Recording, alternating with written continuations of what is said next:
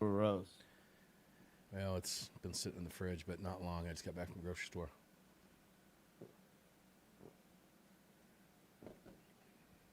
It's actually good. Vanilla strawberry. Iced vanilla berry. That's actually pretty good.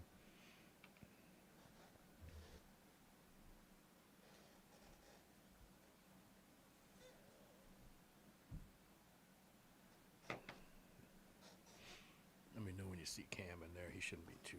He should be pretty close fun time. He's usually pretty good.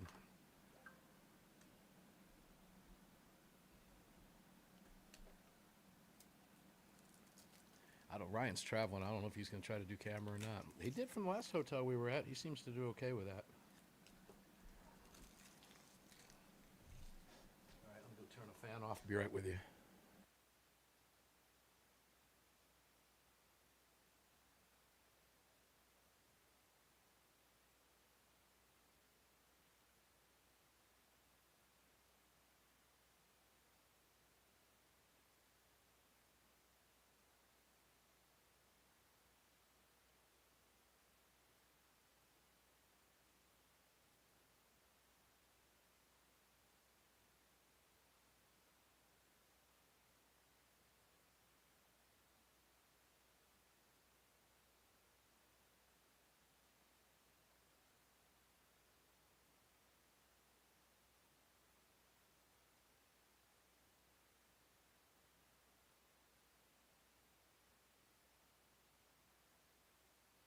All right, Cam on hold.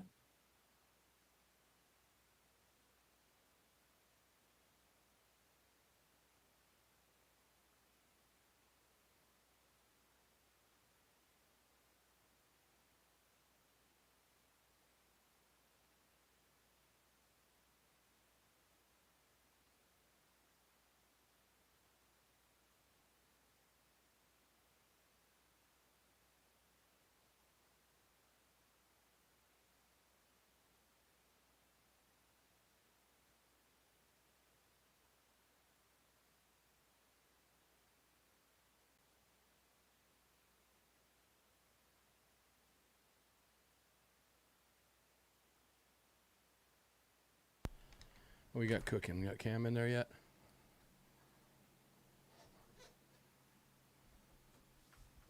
I guess that's a yes.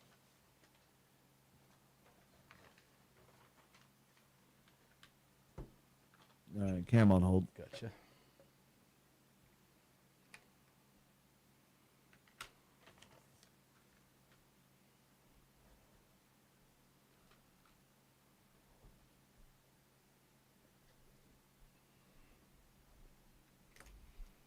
Let's get some music up.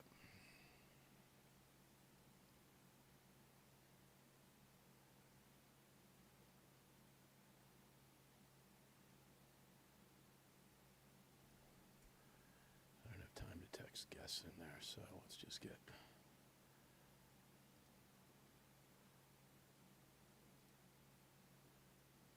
Actually, I do, I guess.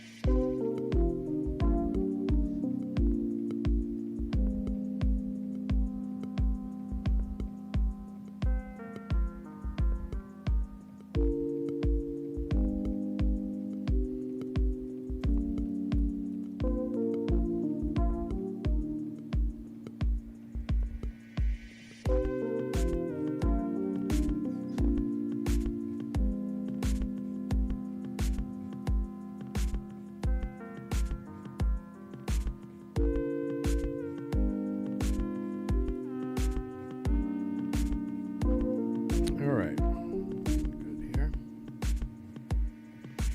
All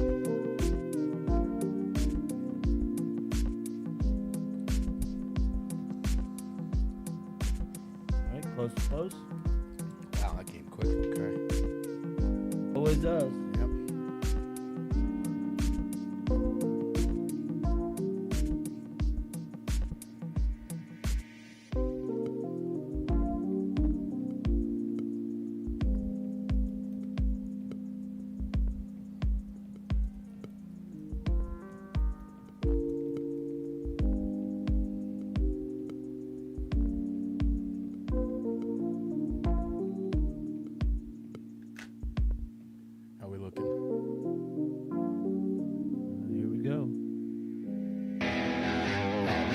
me my intro.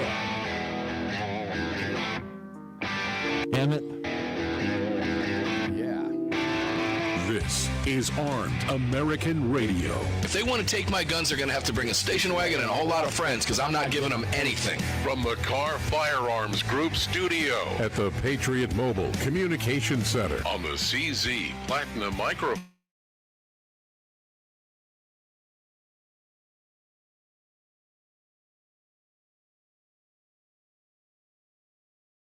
All right, ladies and gentlemen, here we go. Armed American Radio's Monster Cast is now underway live. Yes, from the Car Firearms Group studios, Mark Walters filling your prescription for freedom today and every day here in front of the CZ mic at the Patriot Mobile Command Center. Greg in Dallas, Texas, how you doing today? Not too bad. Here we are, Sunday. Gets here so fast. 17-year anniversary today. Oh, well, For hold on Armed one American second. Radio. Ta-da! There we go. Happy anniversary. 17 years. And you know, it's interesting. It was April 26th, 2009 when we started the show. So we're not a day off or behind. It's actually April 26th. So it's exactly 17 years today. So that's a beautiful thing. Tomorrow begins our 18th year on on America's airwaves. We keep growing like a weed. We're really proud of that. Guys, you can watch us if you want to today on Facebook.com/Armed American Radio, Facebook.com/Armed American Radio. Greg, you can do your thing, and we'll get over to Cam Edwards. We got a power lineup and a lot to cover. Let's get cracking. Sure, other places to watch the show are going to be YouTube and Rumble. Just do a search for Armed American Radio with Mark Walters. You can head over to X and watch us at AAR Mark. You can also head over to the website, armedamericanradio.org or .com. Hit that menu icon, then select your watch live or listen live option. And if you'd like to join our live chats, just download Telegram, create your profile, and search for Armed American Radio Conversations. And that'll do it. Cam Edwards, BearingArms.com, and Cam and Company. How are you doing today, my brother from another mother? Hi, I'm doing all right, Mark. How about you, man? I'm doing good, man. I'm doing really good. We have a lot to cover with you. You've been writing about all kinds of crazy stuff out there. And when I say crazy stuff out there, I do mean crazy stuff. Crazy stuff is in why I can't bring you up on camera is driving me crazy, too. So I'll leave your big mug up there. There we go. Cam, oh, good heavens. You know, everything that I'm not going to get to everything that you covered all week or over the last week and a half over at Bearing Arms. I'm going to do my level best, but we're going to have to pick and choose our fights and pull a little triage here, if that's okay. Do you have any Spanberger updates for us, being that you live there in Central Virginia? What's going on there?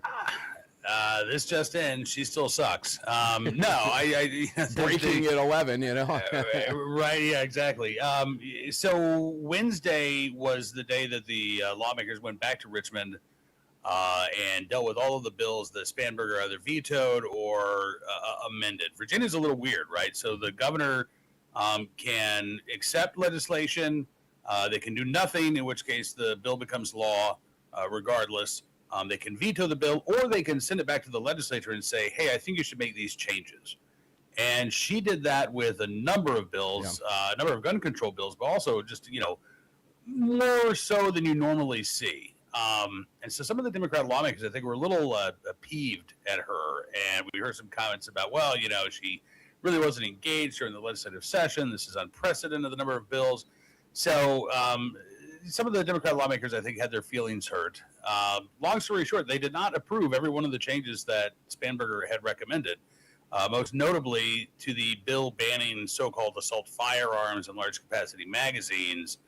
Spanberger wanted to redefine what an assault firearm was. Right. And right now, under the bill that was passed by Democrats, it's basically a features-based test, right? It's a semi-automatic centerfire rifle with one or more arbitrary features, or a pistol with two features. She wanted to add in a definition that any semi-automatic firearm with a magazine capable of more than 15 rounds is a quote-unquote assault firearm. So all of a sudden, you know, your Glock with a 17-round magazine, your carry gun with a 20-round magazine would be an assault firearm in Virginia. And there was another bill that was passed that would ban the carrying of assault firearms on sidewalks, streets, public parks. And so, you know, with one, basically, taking out one word, Abigail Spanberger was going to make it a crime punishable by up to a year in jail to carry the gun that you're carrying today, right? The with a magazine that comes standard when you buy it. I was actually kind of surprised that the Democrats didn't go along with that. So what does that mean going forward? Approve. Now, what happens next? So basically, the bill got sent back to Spanberger in the form that it got sent to her the first time. And the legislature says, no, we didn't accept your changes. You can either sign it as is, or you can veto it, or again, you can do nothing and let it become law regardless. Yeah, so I think we're going to get a gun ban. I think we're going to get a magazine ban, and I think it's going to be the one that the legislature passed. So again, we're talking about a features-based test, right? And you know, in a way, I mean, I won't say it's bad that they rejected Spanberger's changes, but it would have made Virginia's assault weapons ban unique, and I think maybe a little bit more challengeable in court. We're in the Fourth Circuit Court of Appeals. They've already upheld Maryland's magazine ban. Yeah, the entire court, by the way. So-called assault weapons. Right, en banc. Right. So it's going to be difficult to challenge this in federal court in Virginia, just because of the precedential decisions that have already been set by the Fourth Circuit. Once we get to SCOTUS, it's a different story, and hopefully, you know, SCOTUS will take a hardware case soon. But as it stands right now, because of the way an assault firearm is defined, because the magazine capacity is actually larger than what was upheld in Maryland, which is a 10-round limit. Yeah. You know, again, it's going to be difficult to get short-term relief, or at least relief in the short term in the courts. Now, you're going to need, you would have to get some type of relief at the lower court, some type of injunction. That's not going to happen. You're now dependent 100% on SCOTUS, and this law will take effect because she's not going to veto it. Again, she's either going to sign it or she's going to let it become law. It'll take effect on July 1 with the rest of the nonsense going on in Virginia. So here you are. You know, as I'm listening to you, I heard you say, you know, it's not as bad. See, here comes the Jersey-esque aspect where now good things in Virginia are how much less they suck.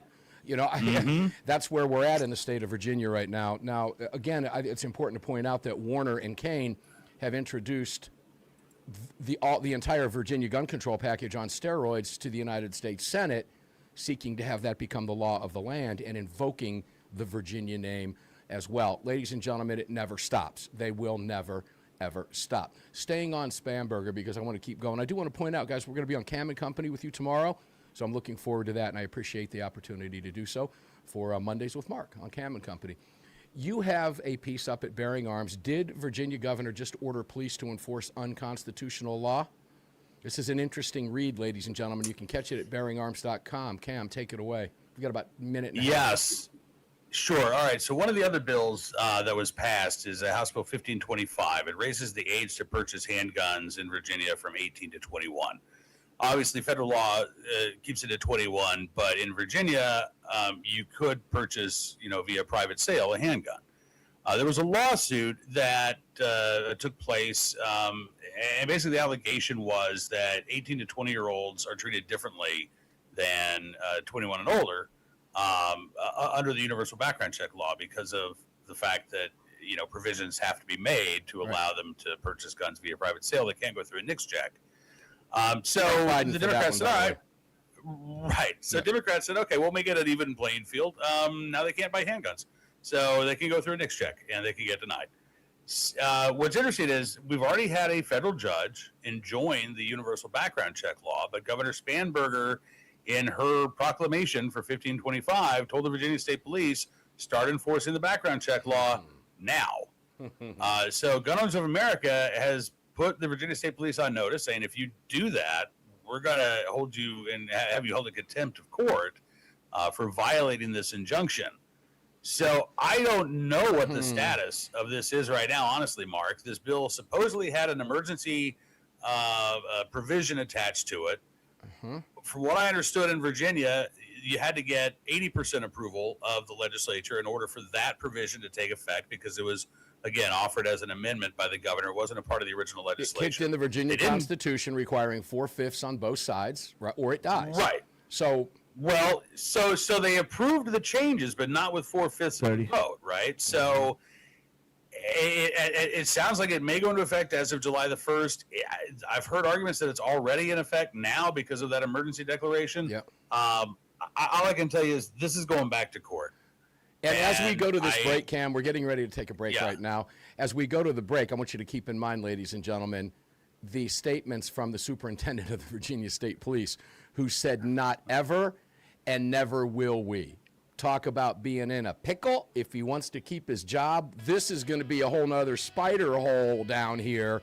Okay, call it a rabbit hole, whatever you want to call it, a mole hole, I don't care what it is. Brought to you by the Democrat morons in the state of Virginia. And the Virginia State Police Superintendent was pretty adamant in his statements. So what does he do next? What does he do next? We'll continue to talk about all this with Cam Edwards. One more segment.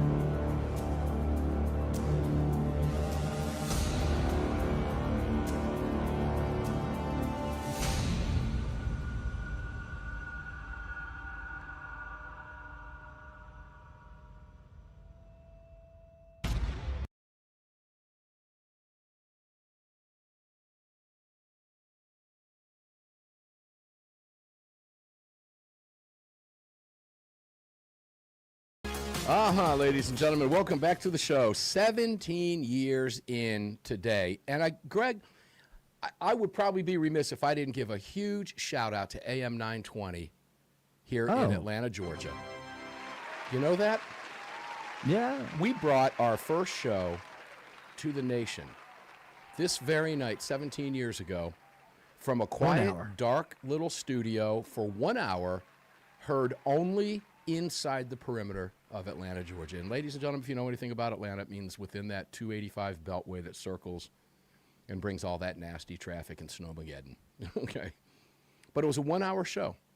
And my mom, before we went on the air, said, "Are you sure you can talk about this every week for an hour?" We're 6 days a week now, 3 hours on Sundays. Yeah, we still don't have enough time. What's that from the movie Hamburger? We've been up and down this hill 15 times. They still don't think we're serious. You know, we've been doing this 17 years. They still don't think we're serious, you know. Classic. But here we are. Good heavens. Yeah, Mom, and I know you're listening. We certainly can, and very proud of this. We've never, ever run an encore on a Sunday. We are literally 17 straight years of every single Sunday. And that we're really proud of that run. So welcome back, guys. 17 years you're with us here on Armed American Radio. And those of you that have commented, we do appreciate that so much. Thanks for tuning in for all these years. And a number of you have. I see you in the list. All right, let's get back over to Cam Edwards here in the Car Firearms Group studios. Cam, welcome back in, my brother. Glad to have you on our 17th anniversary, brother. I am glad to be here on your 17th anniversary. Happy anniversary. Well, I appreciate that very much. Thank you. I guess we could say happy birthday, too, right? We could go either way with that. I guess so. Yeah, absolutely. Yeah. What do you think Katz is going to do, Virginia Superintendent of State or the Virginia State Police? This guy finds himself in a little bit of a pickle. What does he do? Yeah, he does. Right, because remember, he had posted on social media, it was about a week and a half ago, maybe, Bold about statement. rumors. Yeah, rumors. That the gun and magazine ban bill would require them to go door to door and take guns away, which is not the case. You can for at least another year, you can keep the guns that you lawfully purchased. We'll see what they do next year. That, but right? yeah, right. But he did say, listen, we'll never go door to door. We'll never confiscate your firearms. That would be un-American. Okay, so what are you next? going to enforce this? Right. I mean, so what is American and what's un-American? Is it un-American to enforce a law that a judge has ruled unconstitutional? Is it anti-American to all of a sudden now tell a 20-year-old who could purchase a firearm last week, you can't buy that handgun today? Yeah, and I suspect what's going to happen is he's going to enforce the laws as they're on the books. Right now, they do not involve telling current gun owners you got to give them up. Will he enforce that if that comes? I mean, he says he won't. At least he won't go door to door, Mark. But that leaves an awful lot of wiggle room. Yeah, that's why the big question is he a dill? Is he in a dill or is he in a bread and butter situation? We're going to find out. Right. We're going to find out because it's happening. TX Texas Huntsman, who I met at the NRA convention, has it in here in the comments. So now the next question is, will the Patriots in Virginia refuse to comply? We're going to find that one out too, brother, so stick around because it's all coming down the pike. Because of time, let's shift gears over to Tennessee. Now, two stories coming out of Tennessee, but I think the big story out of Tennessee, not the celebratory gunfire, but expanding the use of force now to bring itself in line with Texas, where you can now use deadly force to protect property. But there are some nuances here, and you wrote extensively about it. Clue us in. Yeah, there are some real nuances. As you say, on the surface, they passed a bill, the headlines, this expands the use of force so you can defend property.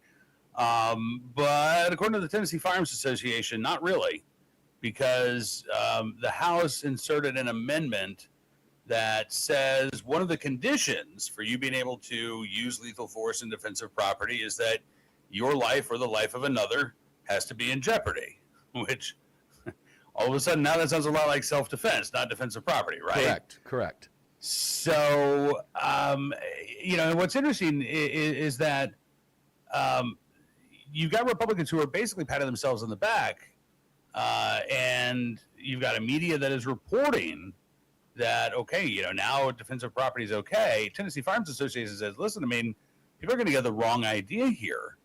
And all of a sudden, people could find themselves in real trouble because they think they know what the law is when the law actually says something very different. This is, they actually sum it up as the bill provides no meaningful independent basis to defend property in circumstances where existing self-defense law would not already apply. And they say that for citizens promised reform, the enacted measure appears less like a restoration of rights and more like legislative deception, or worse, constitutional incompetence. So, this bill may be so flawed that it's not worth Governor Lee signing it, based on the Tennessee Farms Association analysis. See, I'm all for defending your property because, for example, if this studio, if I were to find somebody coming in and out of the studio at night, this is my livelihood. They're done. They're done. Okay? Here's the thing I've always wondered. So somebody grabs your Rolex watch and a couple of your firearms, and you don't catch them until they're fleeing, and you just have to stand there and take it? Well, they got my watches and my guns, but they're running away. I can't do anything. You see, the older I get, the bigger the blank you get off my lawn sign becomes. I'm willing to take a shot, end it, get my crap back, and let the courts tell me that I violated the law. Now, that nuance in Tennessee here, is your life in jeopardy? Well, if someone's on your property, you can assume that your life is in jeopardy in your own property.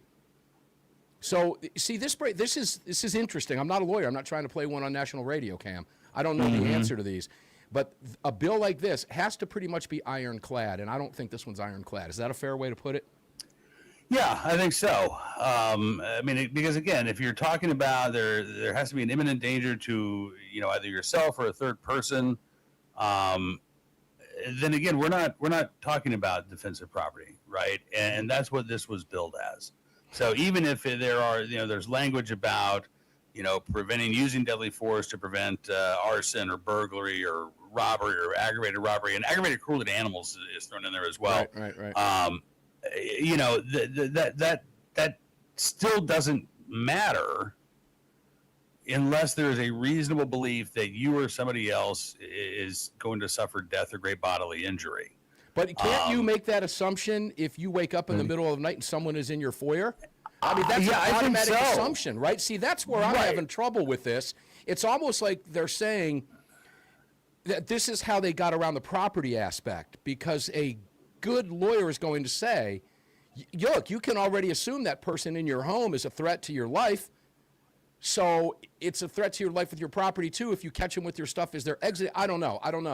But what you don't want to do is find out at my house. That much I can promise you, folks. And I would just say the Senate bill, the bill that before got amended, there were other provisions, right? So trespassing was included. There were a couple of other things that got stripped out as a part of this House amendment. All right, Cam Edwards, we love you, man. Thanks for being our first guest on our 17th anniversary, 17th birthday show. I'll see you on Cam & Company tomorrow. Cam & Company, bearingarms.com. That's Cam Edwards. We love him. He is a legend. He brings out the best in everybody. So does our next guest, AAR Hawkins, right after this.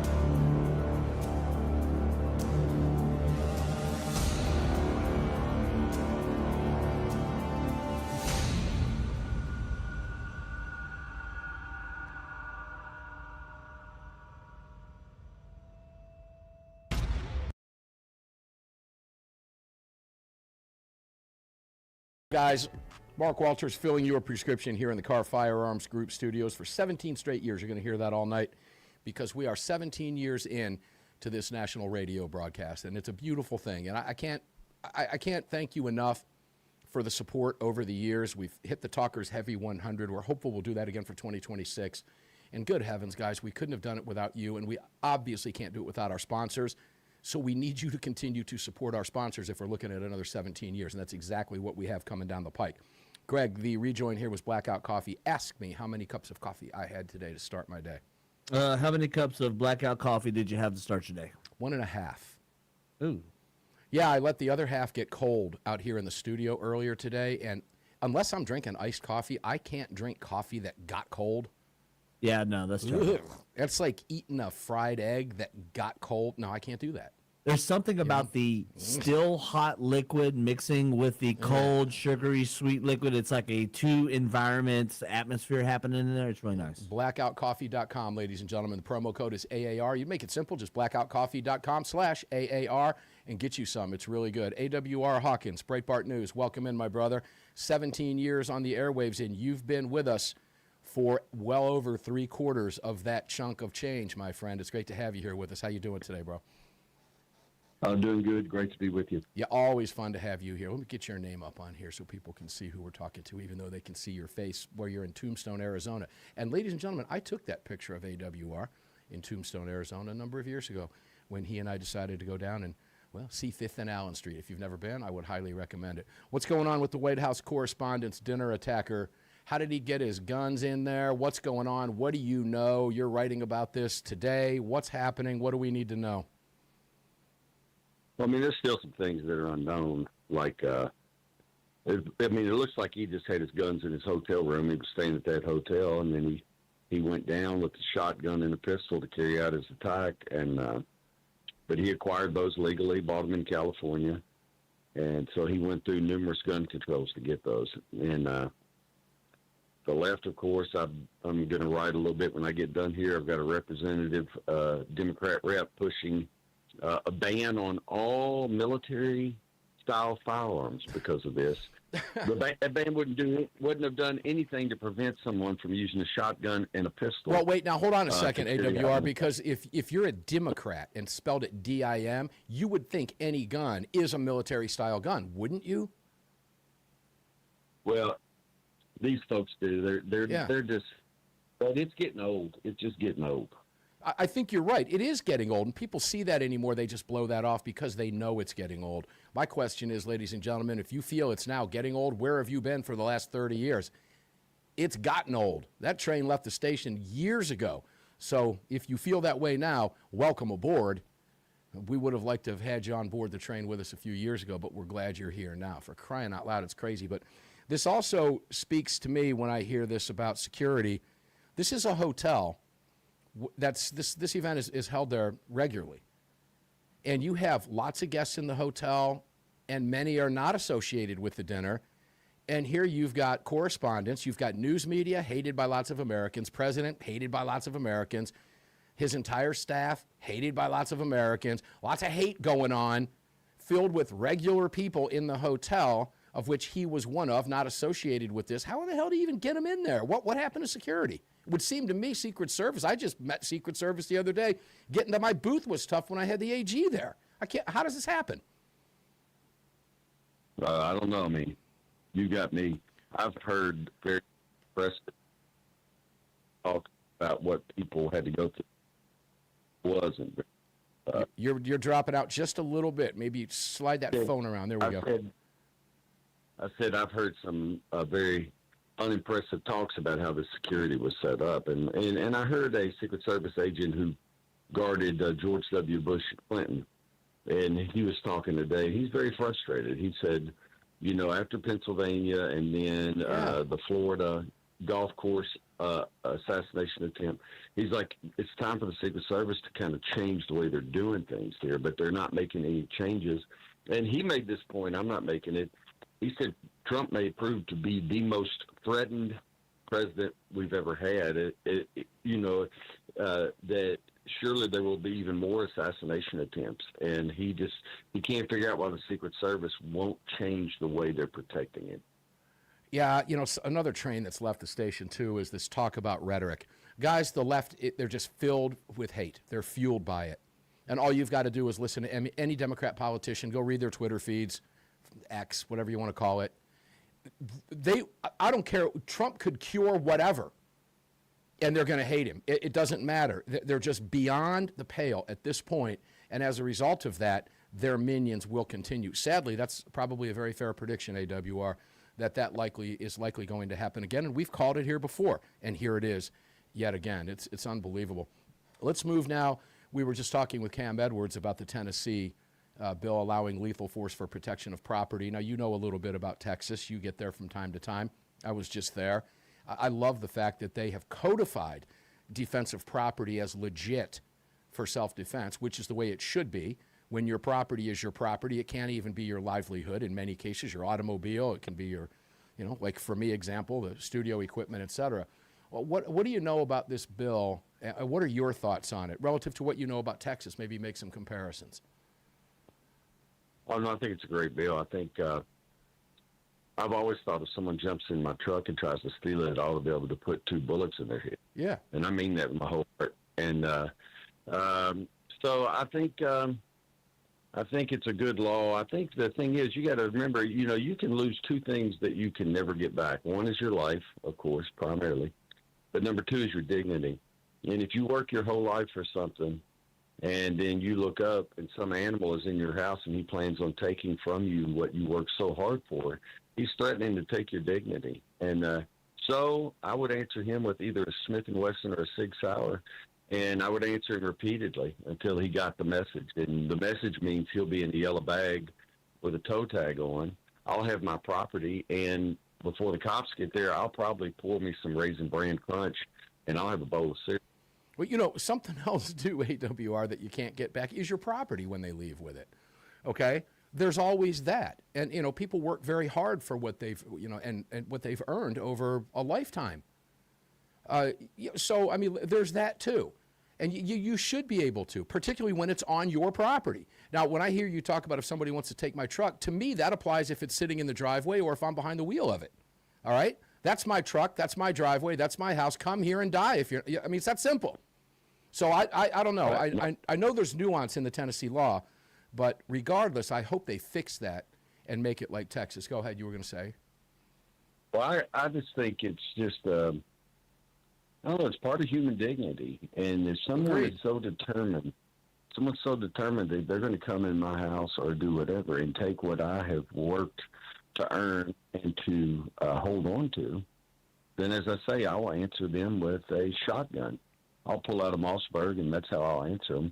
And I think that's how it should be. Well, I agree. I wholeheartedly agree with that. And to suggest otherwise, that, well, they're running away. They got your stuff, but they were running away. You can't take care of business. No, I'm sorry. I don't buy that. Look, thieves, here's the deal. There's nothing lower life form than you. Thieves, lowest life form on earth.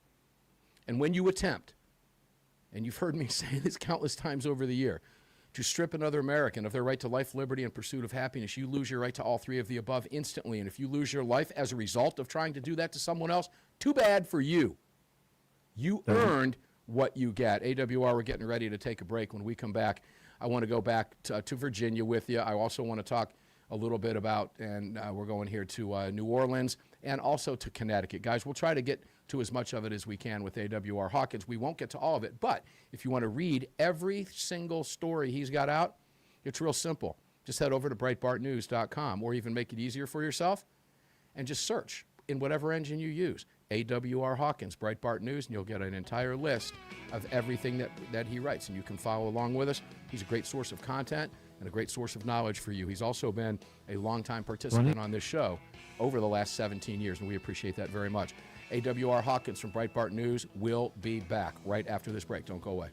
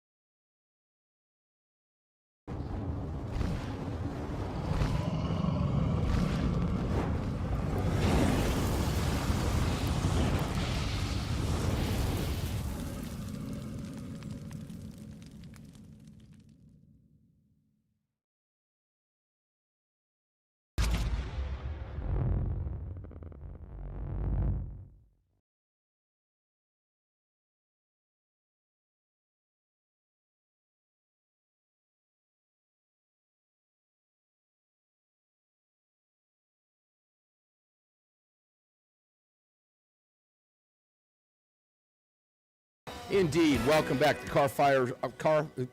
Greg, I'll get it out. Try that again.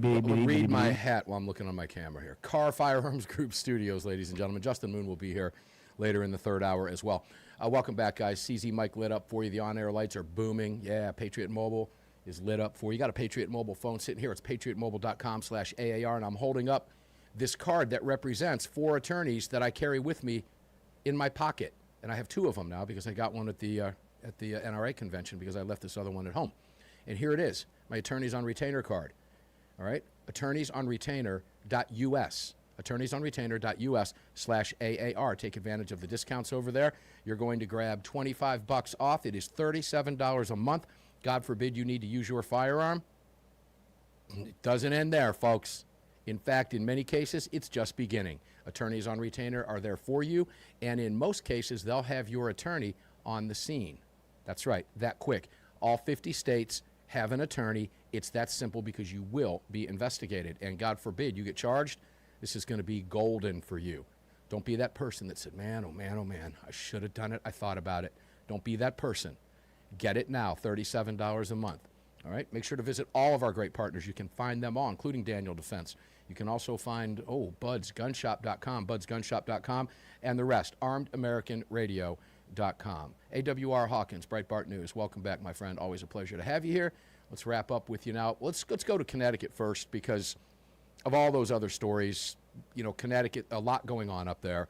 And you've got a piece out that was published just today at about 9:21 this morning, 11 or 12 o'clock Eastern time. Connecticut Democrat ban guns that can be converted into semi or fully automated weapons. We touched on this briefly, guys, on the Daily Defense, but AWR, we haven't spoken to you about it. Go for it. What in the world, bro? You shouldn't be able to make a law, any kind of law, if you don't understand the subject you're dealing with. If you think a gun is semi-automated or fully automated, then your fellow party members should laugh you out of the room and say, "Hey, Bob, set this one out." That's just how it should be. I mean, if you think the brakes on your car work as the Flintstones brakes do, that you push your feet through the floorboard and use your heels to stop, then let's be sure you're not involved in any legislation discussion related to automobiles. Same thing. So this guy's an embarrassment. What else is embarrassing is he wants to ban handguns, what it boils down to, handguns that can be converted to semi-automated. And, of course, he means semi-automatic. Right. He's too dumb to know a Glock is semi-automatic from the factory. It doesn't even need to be converted. That's what it is. And so this individual right here, he reminded me a whole lot of Miss South Carolina when she said, well, I believe U.S. Americans, and then she went on to talk about how a lot of people don't know about the Iraq and the Iran and otherwise.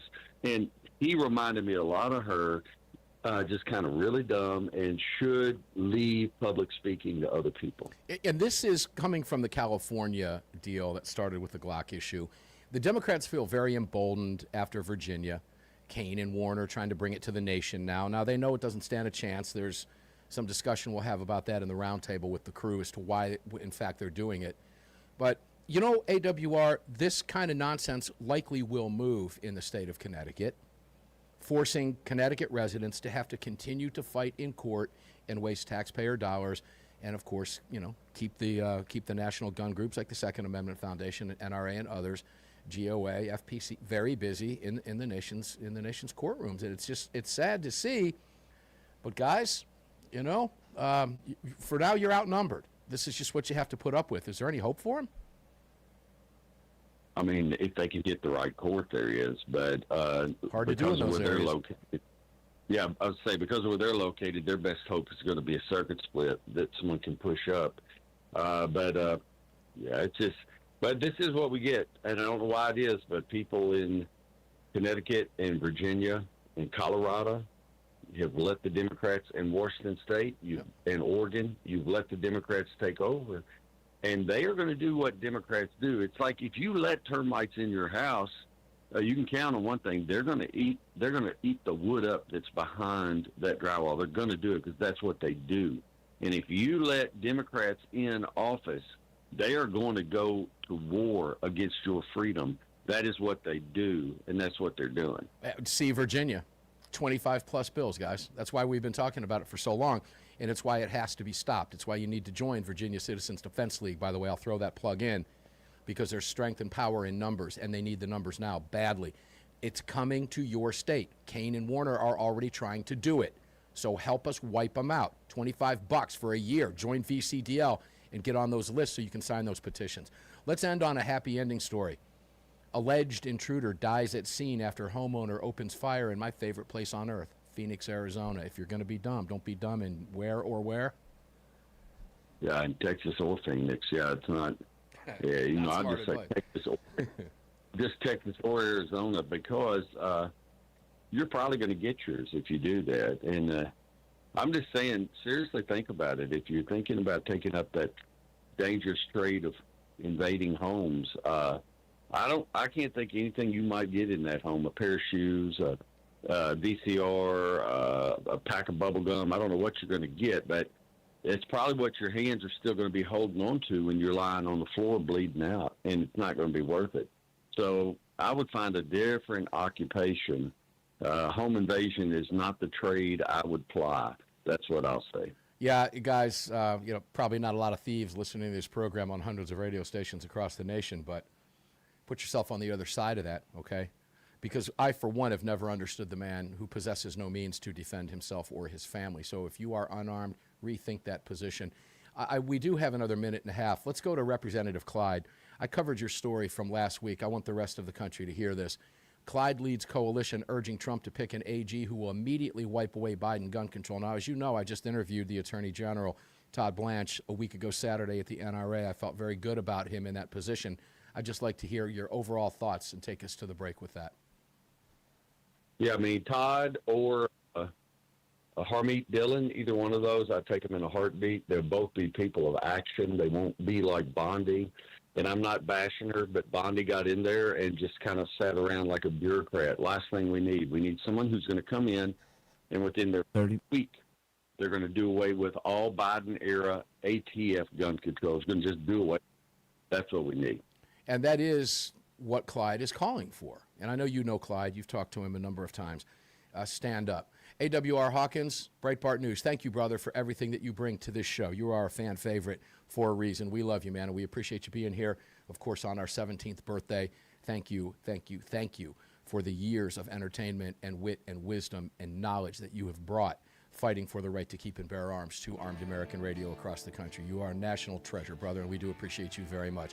Ladies and gentlemen, that's AWR Hawkins. Coming up next, many of you who listen to the Daily Defense have heard the interviews in the first two segments.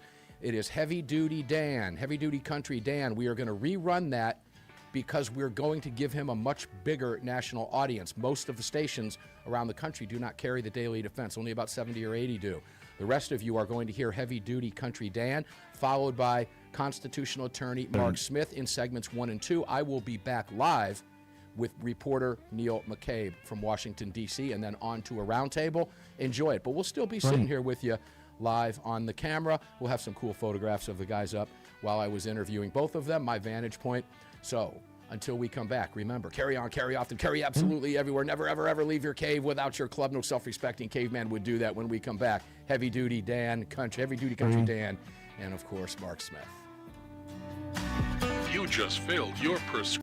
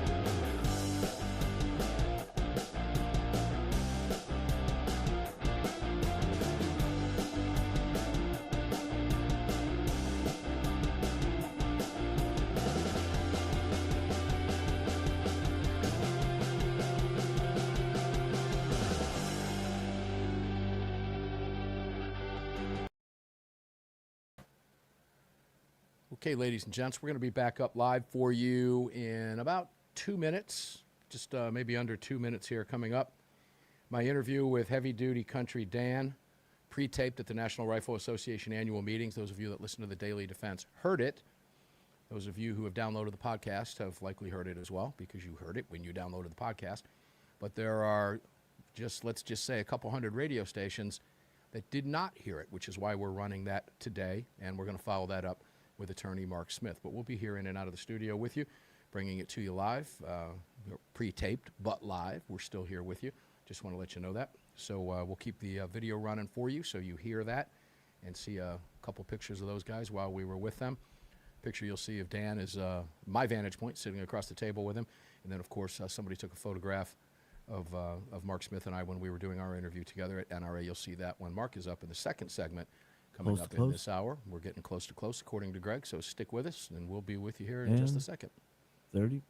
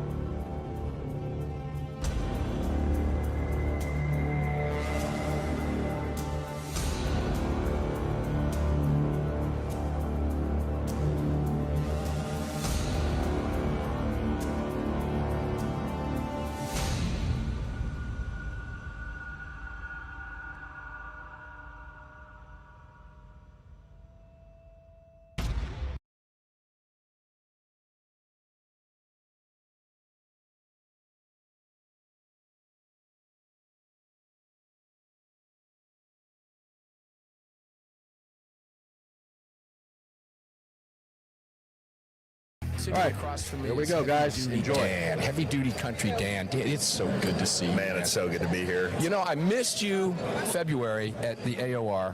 Yep. And you had a tractor roll over on yours. What happened? You okay? Yeah, well, I mean, I was hurt pretty bad, but so I had a new septic put in, and they backfilled the old one, and it had rained pretty hard the previous day, and I was going in to kind of refill it in more with dirt. Yeah.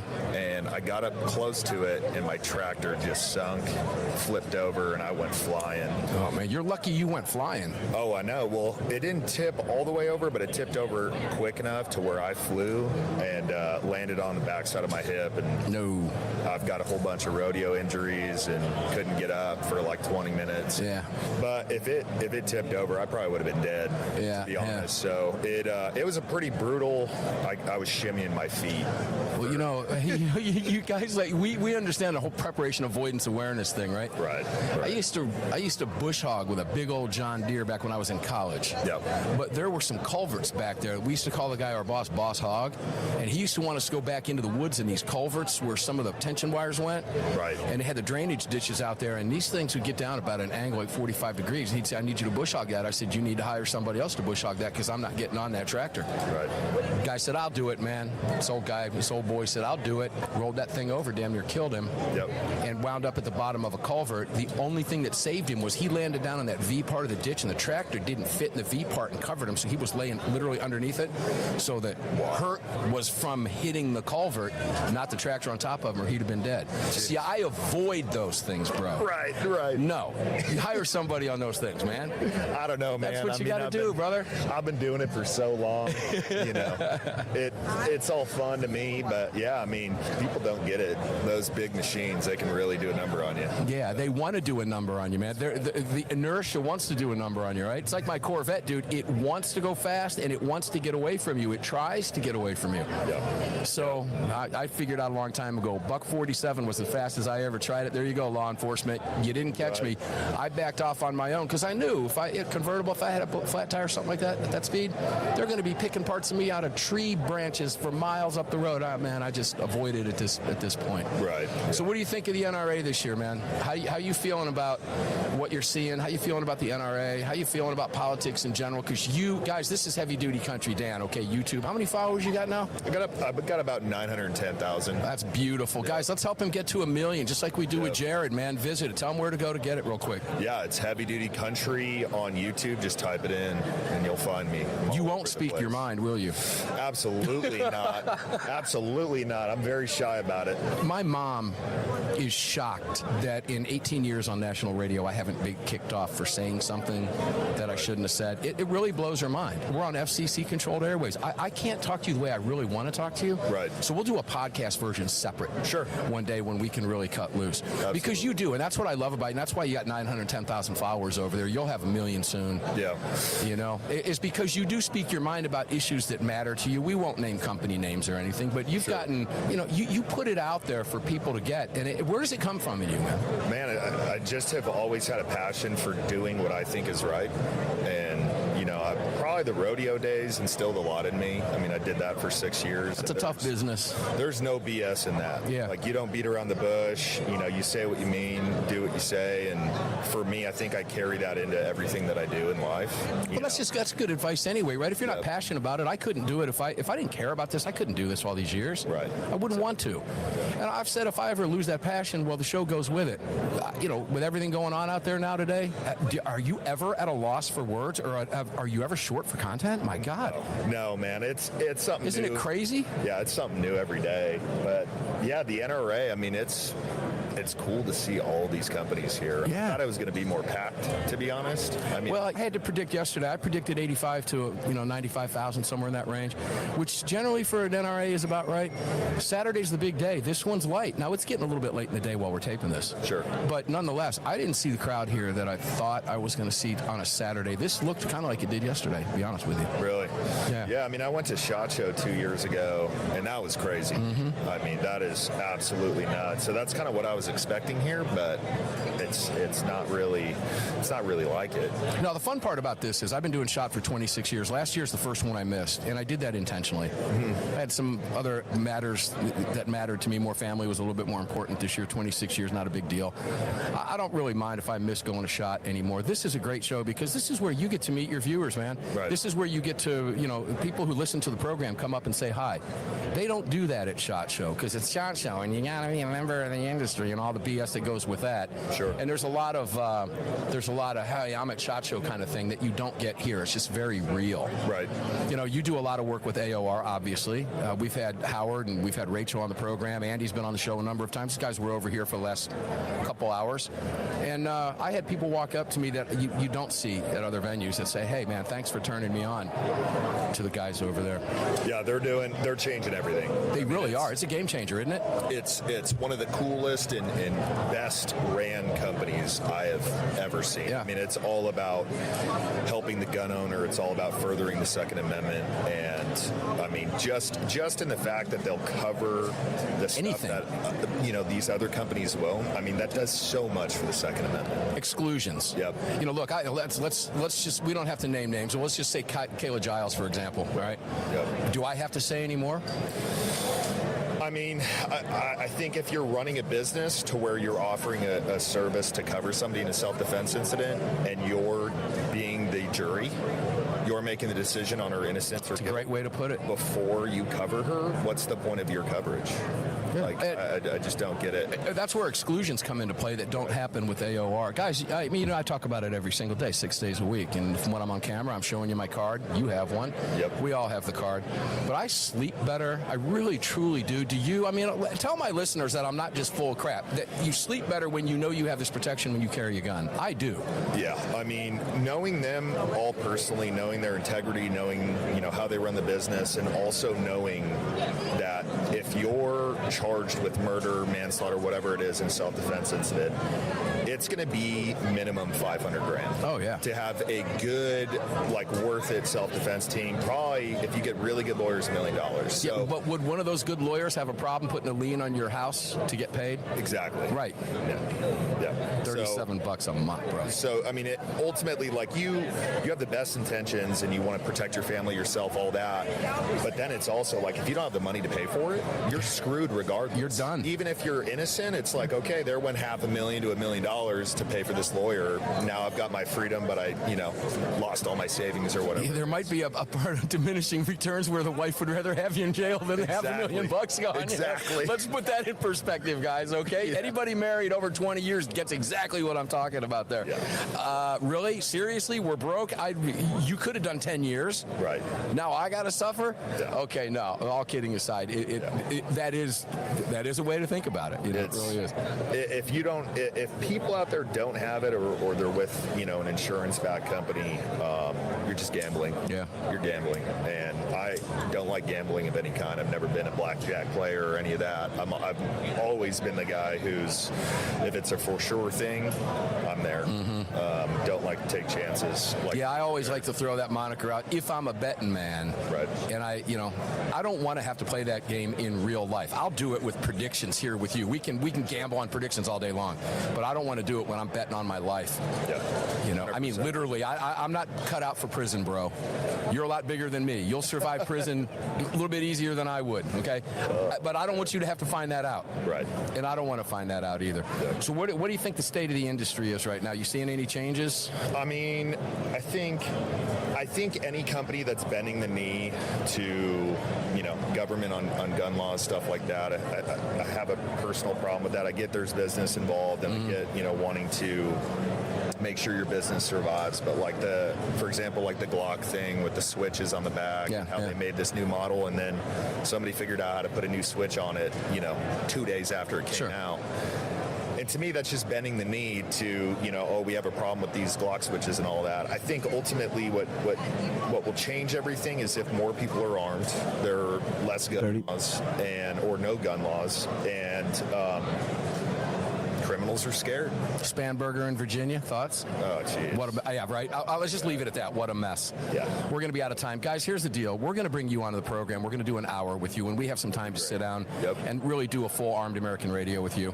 But I had to get you on here today. Yeah. So glad you came over. Yeah. Thanks for stopping by, brother. Absolutely, man. It's Love you. Love your work. Guys, it's Heavy Duty Country. You know where to find him on YouTube. Push him up to 1 million viewers, okay? Or a million subscribers. It's real simple. Just subscribe over there and like it. You know what to do. All right, Dan, thanks for being here, brother. Thanks so much, man. All right, guys, Appreciate Armed American Radio. You know what to do on that, too. Whatever day we're bringing you this interview. Hope you enjoyed it. We'll be back.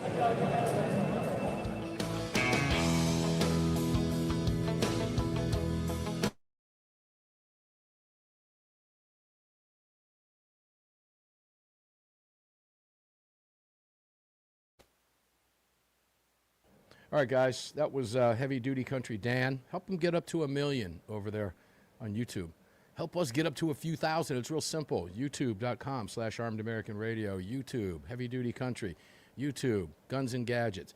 Everybody that you like. If you watch all those videos, please subscribe and like. It matters to everybody. As we begin to take our social media back and they're a little bit more friendly with us, we would appreciate it if you would do the same for us. And you can do that right now during the break. Just if you're watching us on YouTube, just hit subscribe. Doesn't matter when you're watching us. Just hit subscribe. We are that close to blowing up over there, and we need your help to do it. When we come back from the break, we're going to have a conversation, again, pre-taped from the National Rifle Association, a really good conversation with constitutional attorney and proud American gun owner Mark Smith on our 17th anniversary here on Armed American Radio's Monstercast. Mark is always a fan favorite. Of course, you can find him on YouTube over at the Four Boxes Diner. The Four Boxes Diner, wildly popular YouTube channels these guys have. Guys, they're huge over there, and we're proud to have partnered up with them and be able to bring them to Armed American Radio. And just to give you a heads up, Heavy Duty Country Dan will be here for a solid hour in hour number 2 of next week's broadcast. That's already set up for you, barring anything happening weird, like maybe falling off a tractor or something on either side. Dan will be here on Sunday next week at 9 p.m. in this hour for the solid hour on Armed American Radio, and we'll get into the weeds and stay near the dump switch. It's pretty much that simple. Coming up next, attorney Mark Smith, constitutional attorney Mark Smith from the Four Boxes Diner. So hang out with us for a little bit. You have him up here in just a few minutes. Appreciate it.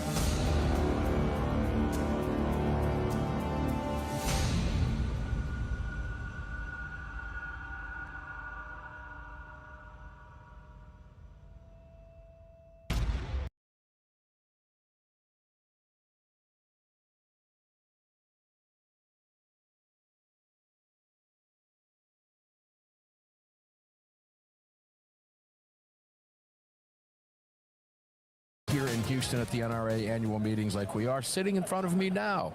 Oh, I would be remiss if I didn't say, please visit all of our great partners. You can find them all at armedamericanradio.com. Guys, sitting across from me now is attorney Mark Smith. Mark, it's so Mark, good to see you again. I love having guests in front of me here, and Yes. you guys are walking around, and it's just great to be able to grab you and sit down and say, let's chat with no bullet points, no notes. Yep. Let's just talk, okay?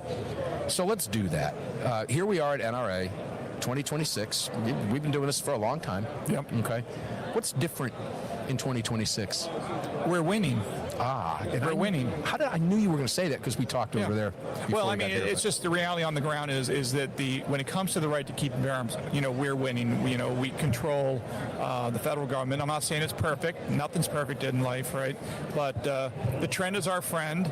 We're seeing, and here's the weird thing, Mark. In some ways, the bad news is good news. What do I mean by that? We're seeing this push in these 6 or 7 or 8 terrible anti-gun states that are entirely controlled by the Democrats. They control the governor's mansion. They control both houses of the legislature. They basically control the courts as well. That's the Rhode Islands. That's the Massachusetts. That's the Virginia, California, New York, the usual suspects. And what's happening is all the resources of the anti-gun movement, of which is vast, is being funneled into these handful of states because the money is really useless everywhere else. They're not going to get any success in Florida. They're not going to get any success in Washington, D.C. with the federal government. So they're focusing all their efforts. So unfortunately, our brothers and sisters in arms in those 6 or 7 blue states are paying the price. Yeah, it's but bad. Overall, the trend is good. And again, it's terrible for what's going on in those states. It's entirely unconstitutional. But big picture-wise, in the country, there's a lot of good happening when it comes to the right to keep and bear arms. There's an analogy here that I'm thinking about as I'm listening to you. And I've often said this. We had to go through 4 years of Biden in order to get to a second Trump term. We had to. We couldn't run it and just pay attention and listen to them and their theory. We needed to see it and feel it in action. And I believe that's what got Trump elected overwhelmingly in his second term. Yeah. Unfortunately, the gun owners in those states that you're referring to, of course, Virginia's at the top of the spear right now with everything going on, are the ones that are having to feel that pain just like the country did with 4 years of Biden. Yeah. Now we've got Trump. So the cavalry showed up. Is the cavalry coming to those states now? Oh, it is. We know it is. Look, I'm a big believer actions speak louder than words.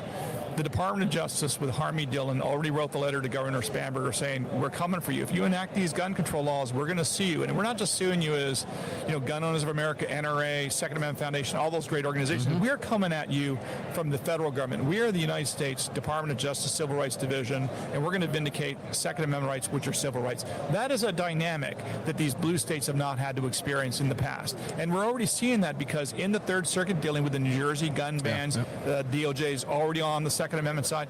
Out of Illinois, the Illinois gun bans in the Seventh Circuit out of Chicago. We're already seeing support from the Department of Justice. That is a change.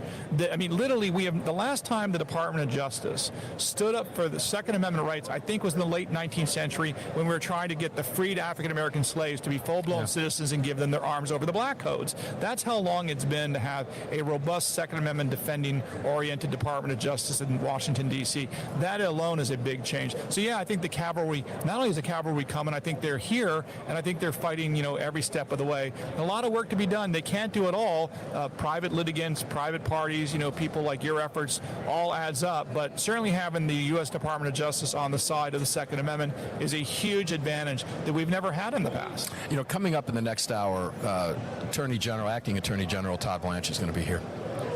And I intend... Well, I can say this, but we're taping the program. I spoke to him, which is how I know what's coming up in the next hour. And in that conversation, I thanked him for the efforts from he and Harmeet Dillon. And I question on our side, when I watched your video on Virginia and that letter from DOJ, I saw the excitement in your face. I heard it in your voice as a victory. Why do you think so many people on our side still aren't ready to just take that W? Look, as I told the Attorney General, asked the Attorney General, we've got to start somewhere. Yeah. Why are we afraid?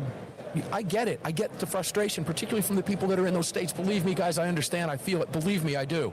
As you just said, we can't get everything all the time, but we've got to start somewhere. Now, let's face facts. I don't know if Harmeet Dillon lives in Virginia. She likely does.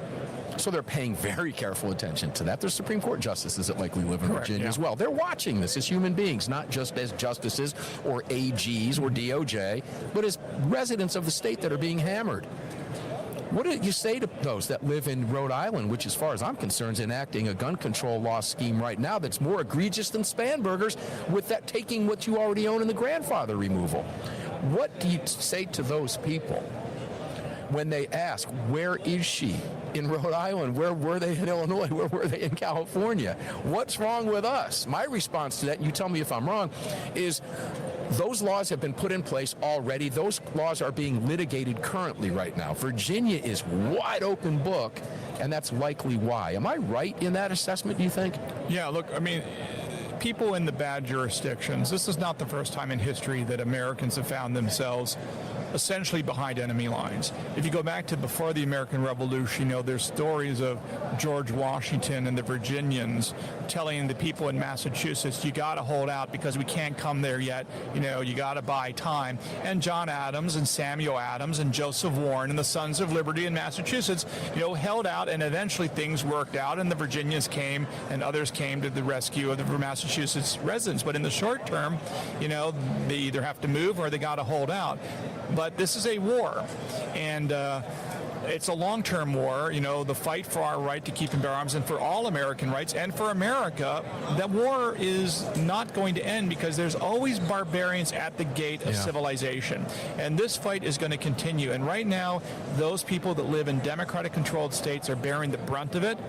And again, it's an unfortunate situation. You either have to move or just suck it up. Elections have consequences, Mark. Exactly and as much as I hate to say that, I will use Virginia as an example. They're very upset about the redistricting plan, as you know. Yeah. Republicans are going nuts. And my question to many of them publicly is, where were you in November? Many of them didn't vote. But I also want to be fair about something to them, and that's this. There is a process, and I've said this on my channel, and I get some pushback, and I think I'm right on this. We as America cannot be importing tens of millions of foreign-born people with no connection to America. No, it was a great. I watched the episode. It was fantastic, and I'm glad you brought it up. It is the Four Boxes Diners, ladies and gentlemen. The Four Boxes Diner. You know where to go get Mark Smith. Go ahead. That's right. So in Virginia, in 1970, less than 0.5% were foreign-born in the state of Virginia. Today, it's 1.3 million foreign-born. They were born in a foreign country, and now they're here. And the reality is they come from cultures that have no connection to freedom, no connection to the right to keep and bear arms. You have a Bangladeshi wrote the assault weapons ban bill in Virginia for crying out loud. A Bangladeshi. He was born in Bangladesh. He's 37 years old. He's a naturalized American now, and now he's trying to take away our Second Amendment rights. And again, it's not about a specific immigrant. It's about mass immigration. Remember, back when I was growing up, we talked about the melting pot. No more. Now it's diversity is our strength. Obviously, that's not true. No, it's not. Never has been true. This is where we are. I think that's a big part of it, Mark, that there is an effort to bring in a new electorate. And that's just a fact. How many viewers you got real quick? How many fans over on I got about 260,000 subscribers. All right, guys, let's get him to 300,000. The Four Boxes Diner over on YouTube. Mark Smith, I love you. Thank you so much for being here. It's always a pleasure to have you, and always a pleasure to be able to sit and chat with you. Thank you. Guys, we will be back in the next hour. Don't go away.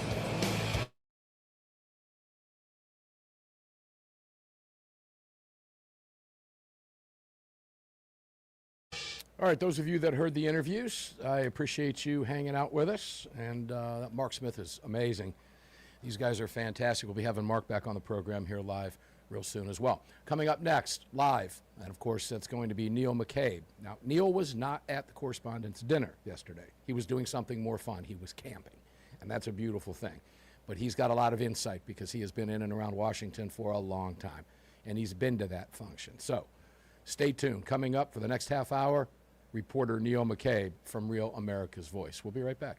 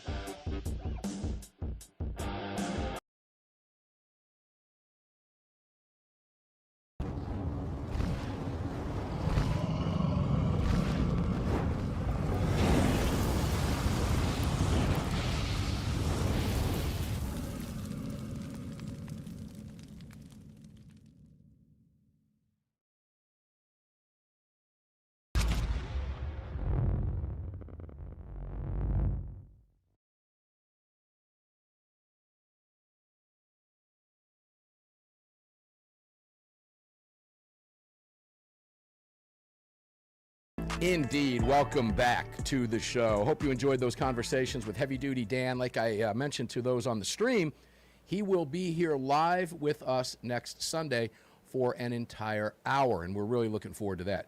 Dan is the real deal. So Greg's going to have to stay on the dump switch because that conversation will get hot. I can promise you that much.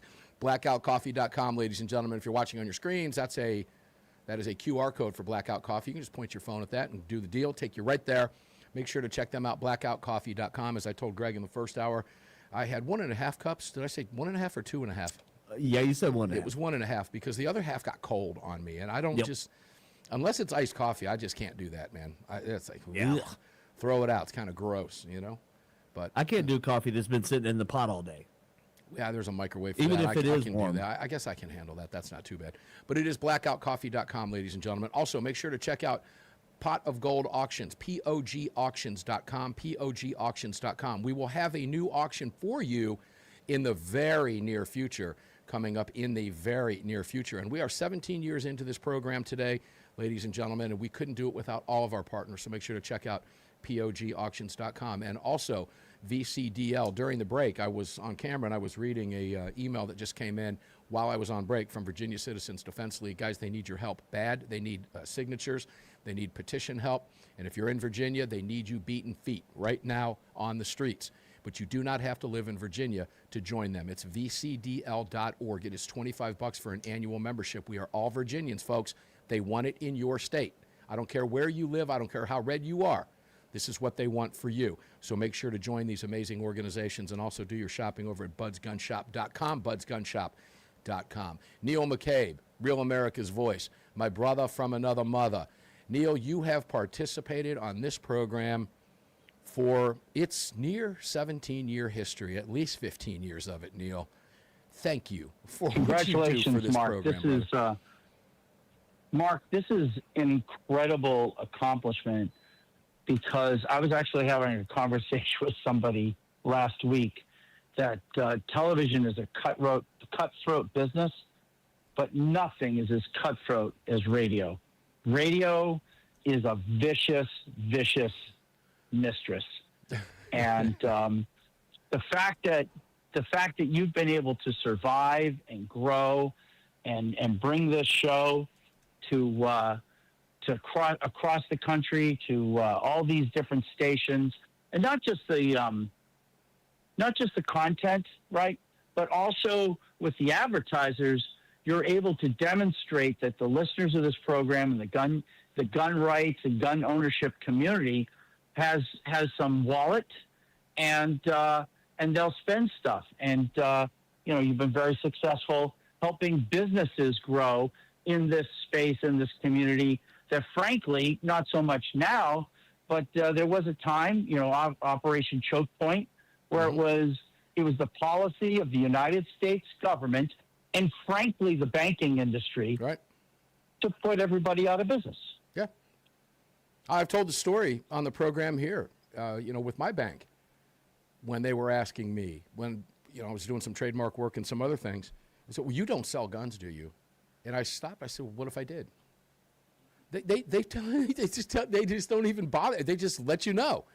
They don't want your business if that's the case. It's really interesting. But we were talking with with one of the founders of Old Glory Bank at the National Rifle Association meetings a week and a half ago, or a week ago, and that's why they exist. So guys, that's their whole stock and trade. That's it. That's their whole stock and trade to stop that from going on.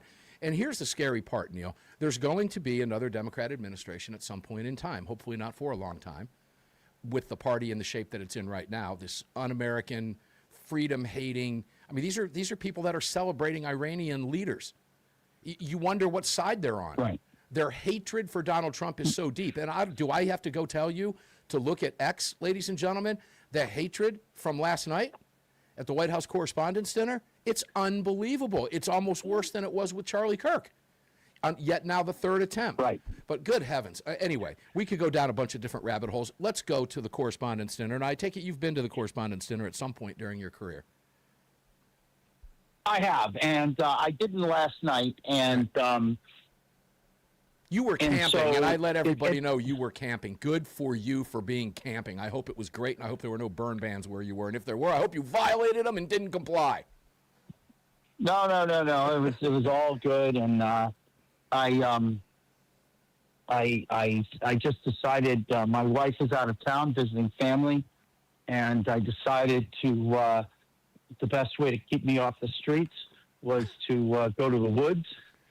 So I bought a tent, a sleeping bag, and a mattress, and so yesterday afternoon and into the night it was raining, and so there was a time I would have swept out and then maybe popped up the tent in the sun a few days later or whatever. But since it was a $50 tent I bought at Walmart, I just threw it away. Threw it away. Wrote it out and threw it away. I threw it away like a king. And I felt terrible. It's good to be king, right? isn't And it? I opened the dumpster. I opened the dumpster to throw my tent away, and somebody had thrown their tent away before me. I'm like, okay, so this is maybe that's how it's done. I guess so. Nowadays. Maybe Because that I is went to how it's done. REI. Oh, my Now, gosh, this isn't why I called, but I went to REI, and I asked them how much their tents were. And I'm like, okay, I'm not going to sell a kidney for one night in the woods. So I went to Walmart, bought my $50 tent, and it was fine. It was fine. It was wonderful. It was very peaceful. It was peaceful. I decided, oh, what the heck? I'll turn on the radio and listen to the White House Correspondents' Dinner. And almost as soon as I turned it on, the C-SPAN announcer was saying, oh, the president is chatting with the president of the Correspondents Association. Can we zoom in on that? And then, so they were apparently, I was listening on the radio, so I don't know what the shot was, but apparently they were zooming in, and then you heard the pop, pop, pop, and he goes, zoom out, something's happened. Yeah, right. So question for you. There you go. You've been Go there. ahead, please. It's at that hotel on a regular basis, and you have guests that are staying there that have nothing to do with the Correspondents' Dinner. It's a huge hotel, as you know. And you have a lot of guests there for the Correspondents' Dinner. And then, of course, you have the Correspondents' Dinner there. Now, your firsthand experience in dealing with... Hold on. Let me tell you. Yeah. Let me lay it out for you in a different way so that people understand just how convoluted this thing was security-wise. There's a lobby, but then there's different levels, and on the lobby level and the mezzanine level, and then going down to the ballroom or banquet hall level, there are hospitality suite rooms. And so corporations and political organizations and news organizations will have hospitality suites where basically it's just like this huge cocktail party. And what you do, you basically pub crawl from room to room. And that's what makes it so difficult. That's why you say, well, how is this guy able to roam around a hotel? The whole idea is everyone roams around the hotel because on these different levels are all the hospitality suites. And that's what makes it difficult because you don't need a ticket to go to a hospitality suite. You just show up. Move. You just show up and slide through. Yeah, exactly. And so if you have a tuxedo, you can get into anything if you have a tuxedo. And so, plus this guy did a bug rush on the metal detectors, and what are you going to do when a guy's running, right? Well, so look. I'm glad they didn't shoot him. Hold that thought, because the reporting late last night was that the threat had been eliminated. The news doing what the news does, telling you things before they know anything. I countless reports that he was killed, and then of course that's not the case. So you got to take it with a grain of salt. It's hard to report on this stuff as it's happening in real time because we just don't know. But when we come back from the break, I do have one security question for you on that, because we're not talking about, well, here comes the music. So we'll bring it back up when we come back. But I just had a little stint with the Secret Service myself, interviewing the Attorney General. And I can tell you some things, and I can't even imagine what the Correspondents' Dinner is like. When we come back, one more segment with Neil McCabe. Don't go away. Tim?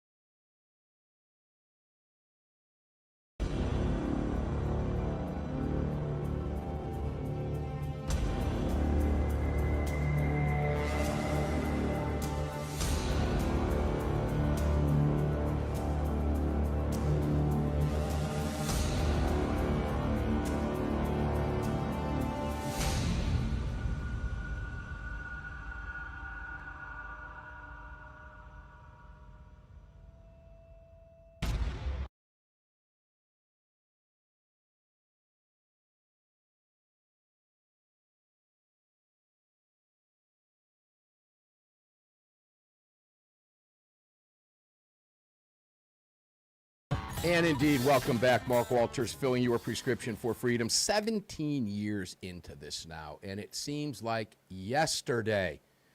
Good heavens. Neil McCabe, who we're talking to, of course, is a longtime member, one of the original members of the classic Armed American Radio Roundtable. We'll get back to Neil in just a moment. But not before I hold this card up for you, ladies and gentlemen. I do it every single day, 6 days a week on the radio in this segment of every single hour. If you do not have attorneysonretainer.us and you do carry a firearm, you are making a mistake. It's that simple. It's that simple. No exclusions. Attorneys, ladies and gentlemen. Find yourself in some water, you have an attorney. Find yourself under investigation, you have an attorney.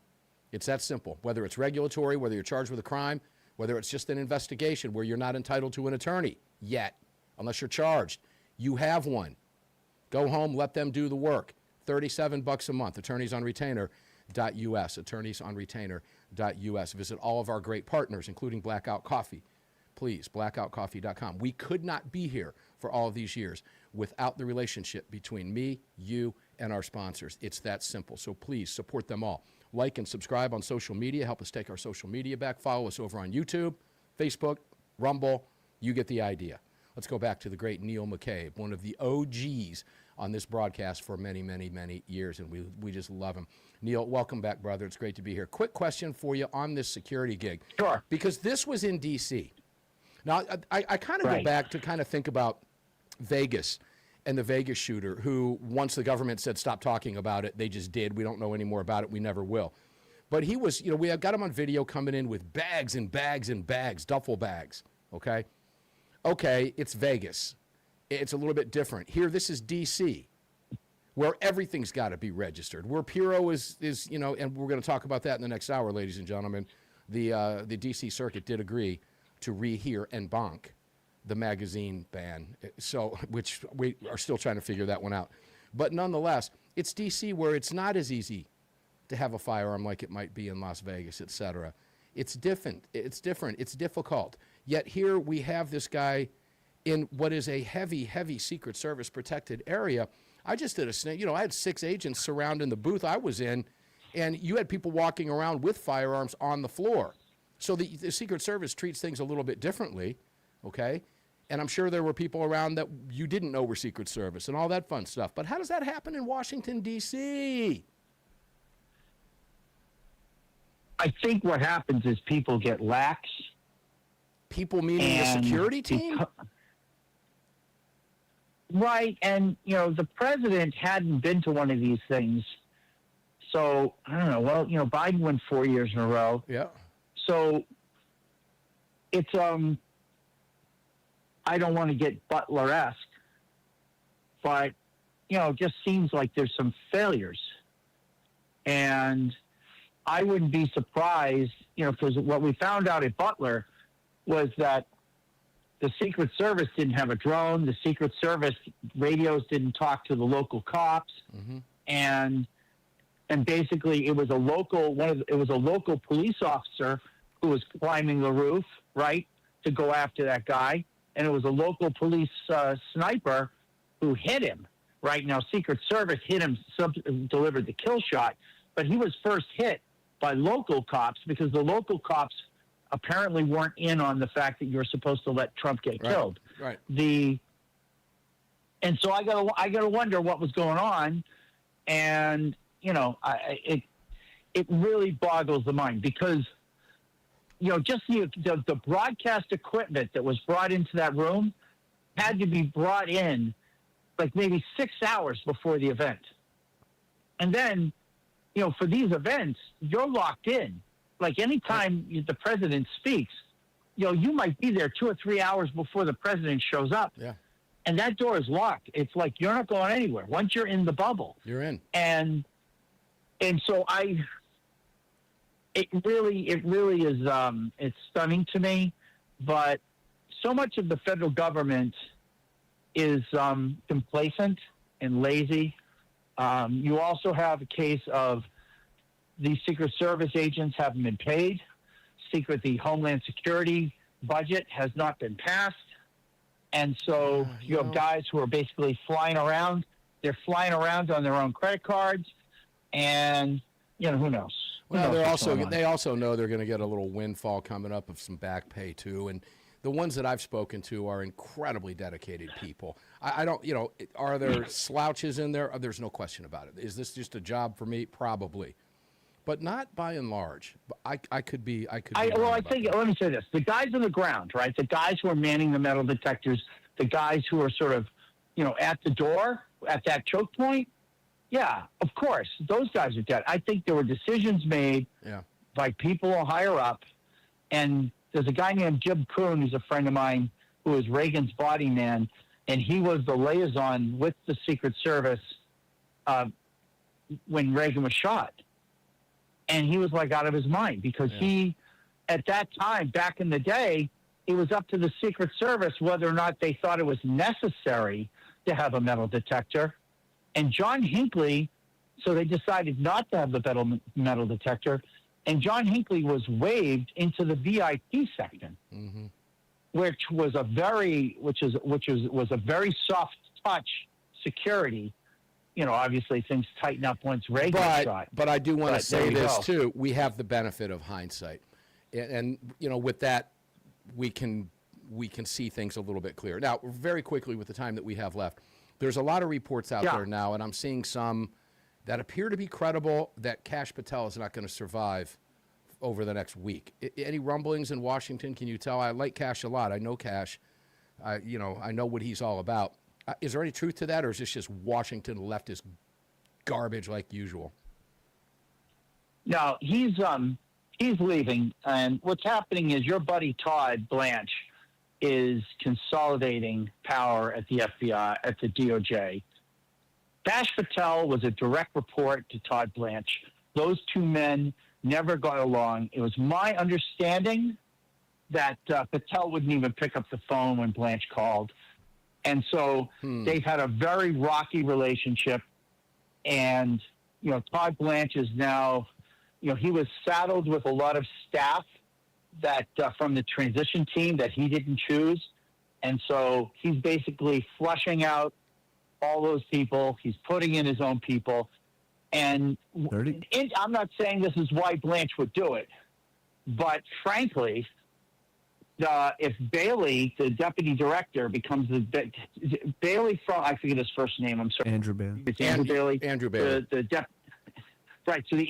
So the deputy director of the FBI, he becomes the director of the FBI, and that means he's no longer a candidate for attorney general. And so basically Blanche has taken one of his rivals for the job off the board. All right, well. It just works out very nicely. That's interesting, and it's perfect timing to close out. Neil McCabe, we love you, and I honestly, I want to thank you from the bottom of my heart for being here for all of these years. You are an OG with this show, brother. It wouldn't be the same show without your long, long history. Hell, you've broken bread at my house with my family on more times than I can count. Go ahead, Neil, real quick. Got about 10 seconds. Happy anniversary to all the knuckleheads. I knew you were going to say that. All right. I'm very thrilled to be your friend and to be on the air with you, Mark. Take care. We love it. Thank you. Real America's Voice. That's Neil McCabe. And when I say he is an OG, I mean he is, in fact, an OG. Guys, we'll be back right after this.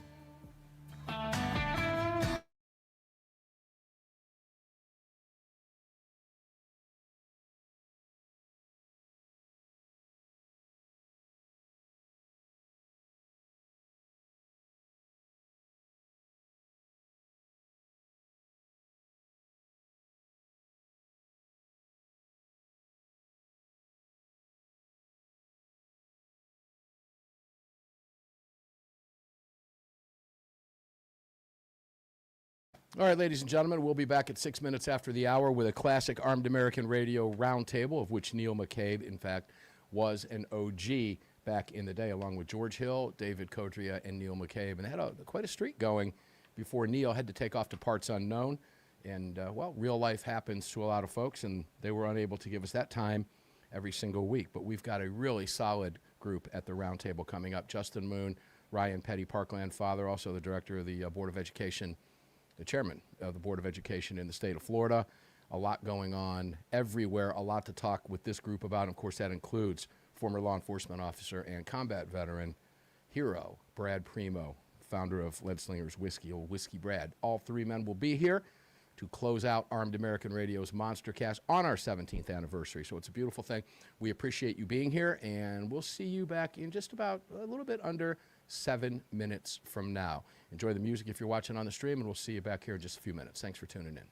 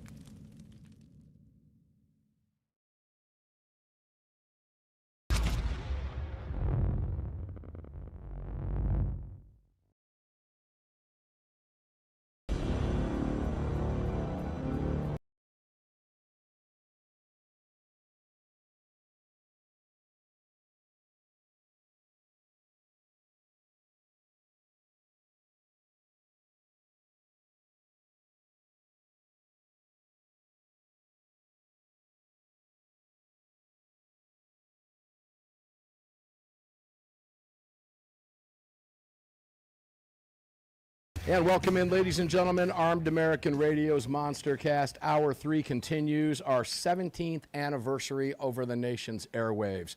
Unbelievable. It seems like yesterday, Greg in Dallas, Texas. Seems like yesterday. 17 solid years. Unbelievable. Tomorrow marks the beginning of our 18th year on the nation's airwaves, on hundreds of radio stations. Very proud of the accomplishment here. We could not do it without you, ladies and gentlemen. We could not do it without you supporting our sponsors. And we appreciate you and them so much, you have no idea. And it really, truly does seem like just yesterday. And I'll never forget my mom saying to me, can you really talk about that subject every week back when we were just a 1-hour show? 17 years ago today. Just a 1-hour show. Heard only in Atlanta, and boom, off we went from there. A remarkable accomplishment. And we've never missed a Sunday show for you. It's been quite the run. Greg in Dallas, Texas, we are live for you, ladies and gentlemen, from the Car Firearms Group studios here. And you can watch us on Facebook.com if you want to watch the stream. Or you can, of course, enjoy us on the radio stations that you're listening to or on your devices. Greg, I'll let you do the rest, and then we'll go to introduce the crew, and we'll get started. Yeah, briefly, real quick, as someone who's seen a lot of radio shows come and go in his career and has run a lot of weekend programming and stuff that turns into a weekday, it's really quite the feat to be around here for 17 years and to continue to have the sponsorships and the topicalities and be able to just talk about this for 17 years, 6 days a week. It's really quite an amazing thing. Well, we're going to introduce Ryan Petty here momentarily, who will tell us the left what. We'll let Ryan explain that in just a moment. Because it's all true. And again, I want to give a huge shout out to AM 920, The Answer, here in Atlanta, Georgia, because it was 17 years ago tonight when I went into that radio station. I had just come off a bout of, norovirus? Yeah. Oh, it was awful. And I don't know, I did not know if I was going to make it for that first show, which the station had been pushing, for 2 months in advance of that first broadcast. And of course, everything you're just sick. worked. First broadcast. Yeah. First, and I mean real sick. I had caught it from my daughter. How I bad? woke up about 5 o'clock in the morning the day before. I went rut-row. And by about noon on Sunday, I knew I was going to be able to make it in. I had to fight and power through that, and did. And that first program in this little dark studio in the hallway of all these production studios and daytime studios right next to the Fish over there, 104, and boom, the show went off in this little room, and here we are today, all these years later, pushing nearly 2 decades on the nation's airwaves, and having never missed a Sunday show. That is a remarkable feat, and have made it all the way to the Talkers Heavy 100, top 100 most important show hosts shaping public opinion in the nation, and we're very, very proud of that. And guys, we couldn't do it without you, so thank each and every one of you. We would not be here if it were not for you. As far as the topics are concerned, they just keep handing it to us on a platter every single day. This has got to be one of the easiest topics in the world as a show host to prep for, Greg. Yeah, easy. Go right to a live mic and go Google gun control, and there it is. But the thing is, like, a lot of people can Google gun control, but when we get into conversations about stuff that's happening in gun control, not many can sit and talk about the cases that affect all of this stuff and that have laid the groundwork for legislation to eliminate gun control, or for people to be able to regain their rights, or for, a lot of different things. Not many people can sit and just rattle off the case data and talk about it and how we got there and how that ended up either being done away with, like permits, and we go to constitutional carry in 27 states, or how we go 29 states, my bad, or talking about how Virginia just blew the whole coop and they may end up having to reconsider all the things that they just liked. Yeah, and we're going to talk about all of that because it is going to backfire. Who was the first one to call in? Let's see. Ryan Petty is the first on the line. The first caller was Brad. Ryan Petty, welcome in, brother. How are you, my friend? Mark, I'm doing well. It's great to be here with you, and dare I say we're in legacy territory, my friend. 17 years of protecting and defending liberty. I'm honored to be a part of this broadcast, part of the 17 years, and thank you, sir, for what you do for all of us. Well, sir is my father, but I appreciate that very much, sir. Kind sir. Ryan Petty, you are an American treasure, and we appreciate you being here for all the years that you've been here participating on this round table. Brad Premo, CEO of Lead Slingers, former law enforcement officer, an American hero combat vet. He's been in the dirt for you, ladies and gentlemen, and seen things, in his own words, that nobody his age should have ever seen. Brad Premo, welcome in, brother. Pleasure is mine to bring you here. Yeah, thanks for having me, Mark. How are you doing today? I'm doing good, man. Did you barbecue anything this weekend? I did. Actually, so I had to have a Kamado Joe, grill, and that thing it's like 9 years old, and I have not replaced the gasket on it. Yep. So this weekend I actually replaced the gasket on it, and then today I made myself up. My wife was out of town with my daughter, so it was just me and the dog, and so I made a nice steak lunch for myself after church. Hey, Traeger owners, have you ever gone 9 years without having to replace anything? I've burned through about 4 Traegers during that time period, Brad, so congrats. Now I got the egg, and I fired mine up as well. Justin Moon, CEO of Car Arms. Justin, God bless you. We're in the Car Firearms Group studios, man. We couldn't do it without you. 17 years, and here you are, and it's great to have you on the program again after being able to sit and shake your paw last week at the National Rifle Association. How you doing, Justin? Welcome in, my friend. Doing good, Mark. Thanks for having me, buddy. Oh, it's always a pleasure. So let's start with you, Justin. Let's start with you. I got my cool Car Arms hat on here. I do love this hat. It's got the American flag on the side and all. It's really cool. Justin, I got to talk to you about the Correspondents' Dinner. You predicted on this program. They're going to do it again, Mark. Take it away. Yeah, I mean, President Trump is a very controversial figure, and he generates a lot of emotions on the other side. And there, unfortunately, are a lot of people who want to cause him harm. And so we're grateful that the Secret Service had, acted promptly and was able to protect the president. But yeah, he needs to be careful. Yes, he does. I mean, you got to wonder why he went to that hotel event, because that wasn't really a safe venue. Yeah, I was talking with Neil McCabe about that. You guys all know Neil. And Ryan, let me take it over to you as we go around the table. when you heard the news and you hear what Justin says, because all of us have predicted that this would happen again. We said that previously, and I'm going to make another prediction, which I really don't like to make, but I am not going to be shocked if it happens again or again, Ryan. I don't like to say that, but the sheer vitriol and hatred towards him, Justin said he's a controversial figure. So if you ask why, Ryan, well, I'll tell you why. Because with politics the way it is in this country today, the left's so far off the rails, they're never coming back. The old Democrat Party, ladies and gentlemen, is done. It's gone. It is absolute history. These are commie socialists that hate this country. You can't even tell. They don't even root for this country. They'll root for illegals. They'll root for Iran. They'll root for anybody but America, and that's especially true with Trump. Ryan, what did I miss? Well, apparently, Mark, you've missed the bigger picture here, because I've been reliably told by former President Barack Obama just 4 hours ago, who put out on Twitter, we don't yet have the details about the motives behind last night's shooting at the White House Correspondents' Dinner. But it's incumbent upon all of us to reject the idea that violence has any place in our democracy. Did you just read that? Because I don't have that in front of me. Did you just read that, or was that paraphrased? I'm paraphrasing, but that's what he said. I'm reading as closely as I can without throwing up a little bit in my mouth as I read it. But apparently, former President Obama didn't read the manifesto, or isn't aware of. Look, this is despicable. Let me go to disgusting. Your point, Mark. You're from one of the single most absolutely divisive presidents this country has ever had. Dare I say, he set race relations back in this country 60 years. Go ahead, Ryan. I'm sorry. And I share that just to reinforce the point you make. This is not your father's Democratic Party, right? So what is going on here is we've got a guy who transformed the country.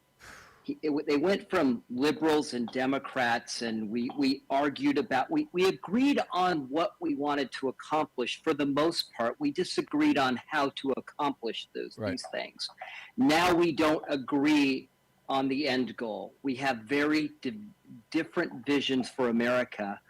Barack Obama took the Democrats and the left in a very different direction, and they want to destroy the United States from within, something the communists in the former Soviet Union couldn't do from the outside. They want to do from the inside. And part of that, Mark, to your point, is denying this notion of political violence, and that they have any responsibility for the things that they say and the vitriol they promulgate every day. Isn't that the truth? And when we come back, Brad Premo, we're going to turn it right over to you. But I'll take off on what you just said here in the next 15, right here in these 15 seconds left.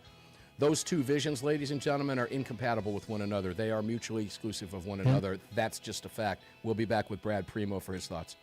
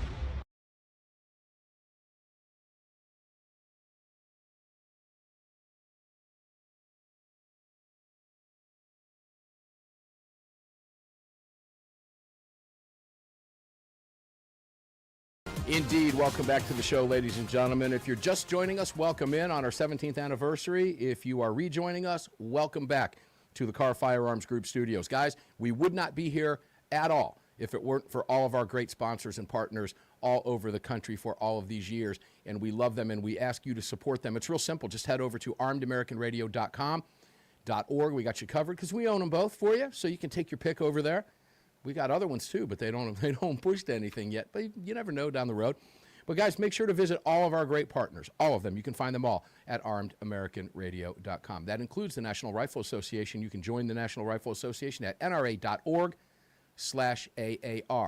And guys, it's dirt cheap to do so. There is power in numbers. Please join these organizations that are fighting for your rights out there overtly to stop the nonsense, because as Ryan Petty tells us and reminds us almost every week, the left will never stop. NRA.org and VCDL.org as well. It's $25 a year for VCDL. It is $35 for the NRA. You get on both those lists and you're doing yourself a real service, and all of us that fight for gun rights. Brad Premo, CEO of Lead Slingers, welcome back in, my brother. Let's go right to you, and I'll just let you take it away. Let's just talk about the Correspondents' Dinner. You heard what we were talking about with Ryan Petty.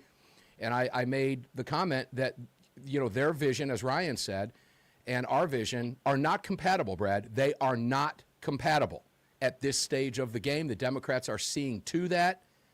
How do you break it down? Well, you know, the sad thing is when I saw the news last night about what happened, I was completely not surprised. Mm-hmm. You know, I didn't even raise my eyebrows. It was just kind of like, well, I've been expecting that. You know, my next thought was, what's going to happen if these lunatics are ever successful? Because I fear that there would be some very serious reprisals going on. Agreed. And I mean, I hate to say it, but like I can understand why somebody would feel like they have to do that, because right now in this country, the left is enjoying some sort of crazy, you know, one-way immunity when it comes to political violence. They organize it, they call for it, they commit it with no fear repercussions or reprisal or anything of the sort. And, you know, all we got to do is enforce the laws on these people. And it seems like for some reason we just can't get our act together and do it. You know, I've said it on the show before, but like we are heading right down the same path that Spain went down in the 30s. You're right. And where it ended up was a pretty brutal civil war. And, you know, if we don't nip it in the bud now, the reaction, what we're going to have to do to take these people out later on is going to be a lot worse than just enforcing the laws.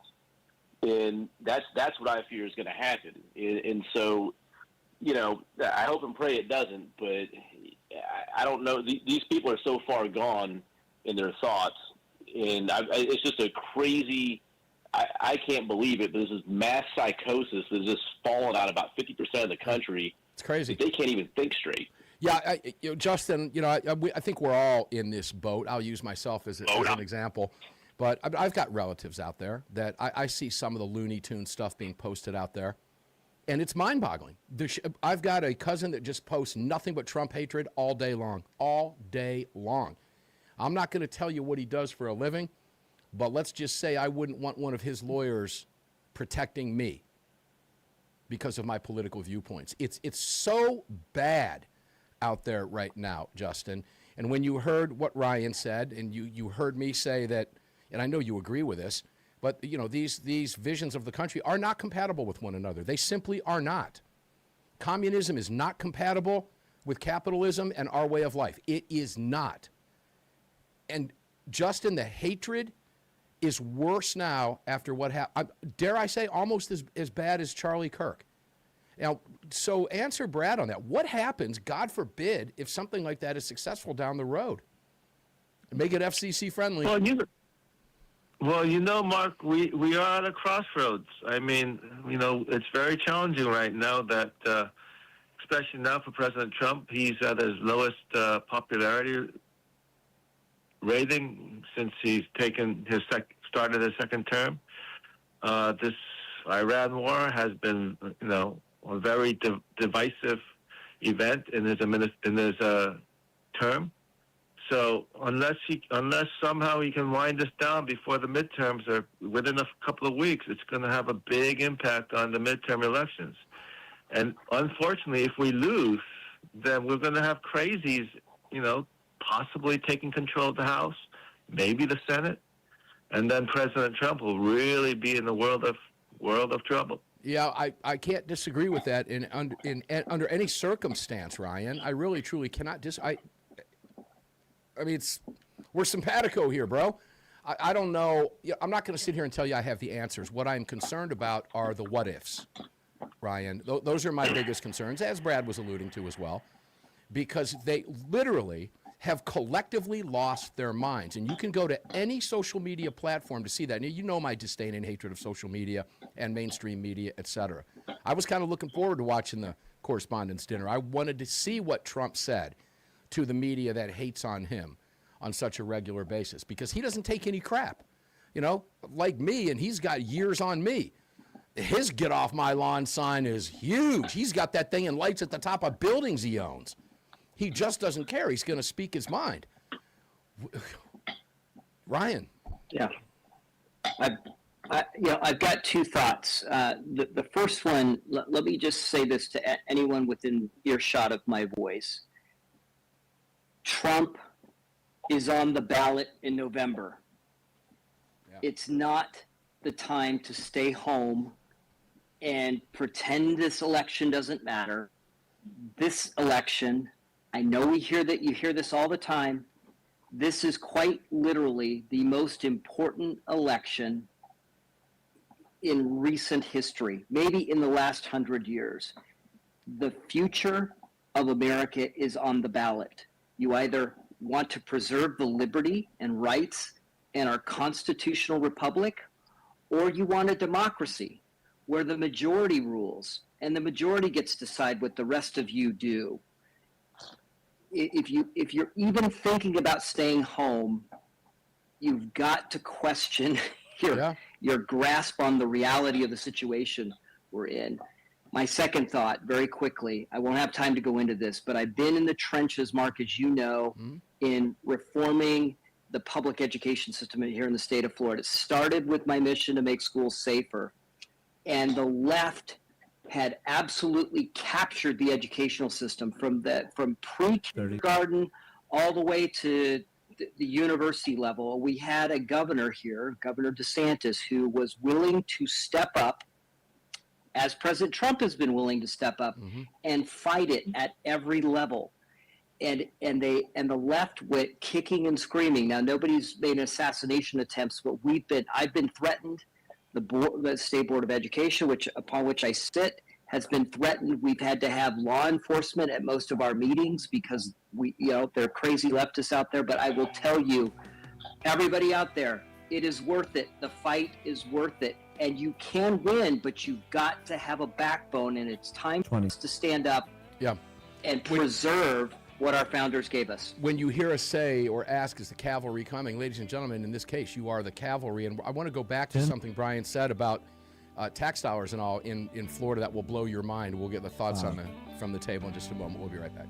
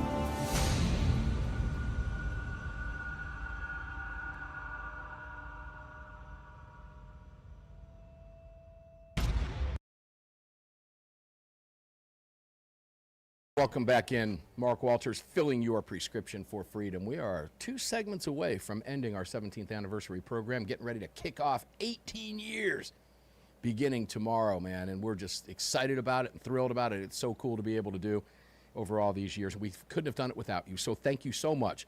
And I know many of you who have been listening to the program for 17 years. It's incredible, and I appreciate it so much. I've met so many of you, met a ton of you in Houston at the National Rifle Association convention as well. Guys, I start my day every day with blackout coffee. Greg, I will ask Greg every day, you know, how many cups of coffee take a guess? And he gets it right most of the time.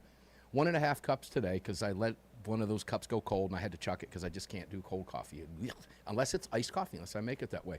And you can do all of that with Blackout Coffee, blackoutcoffee.com. And the promo code, of course, is AAR, or you can just visit blackoutcoffee.com/AAR and kill 2 birds with 1 stone.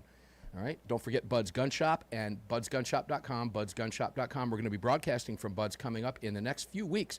I'll keep you posted on that.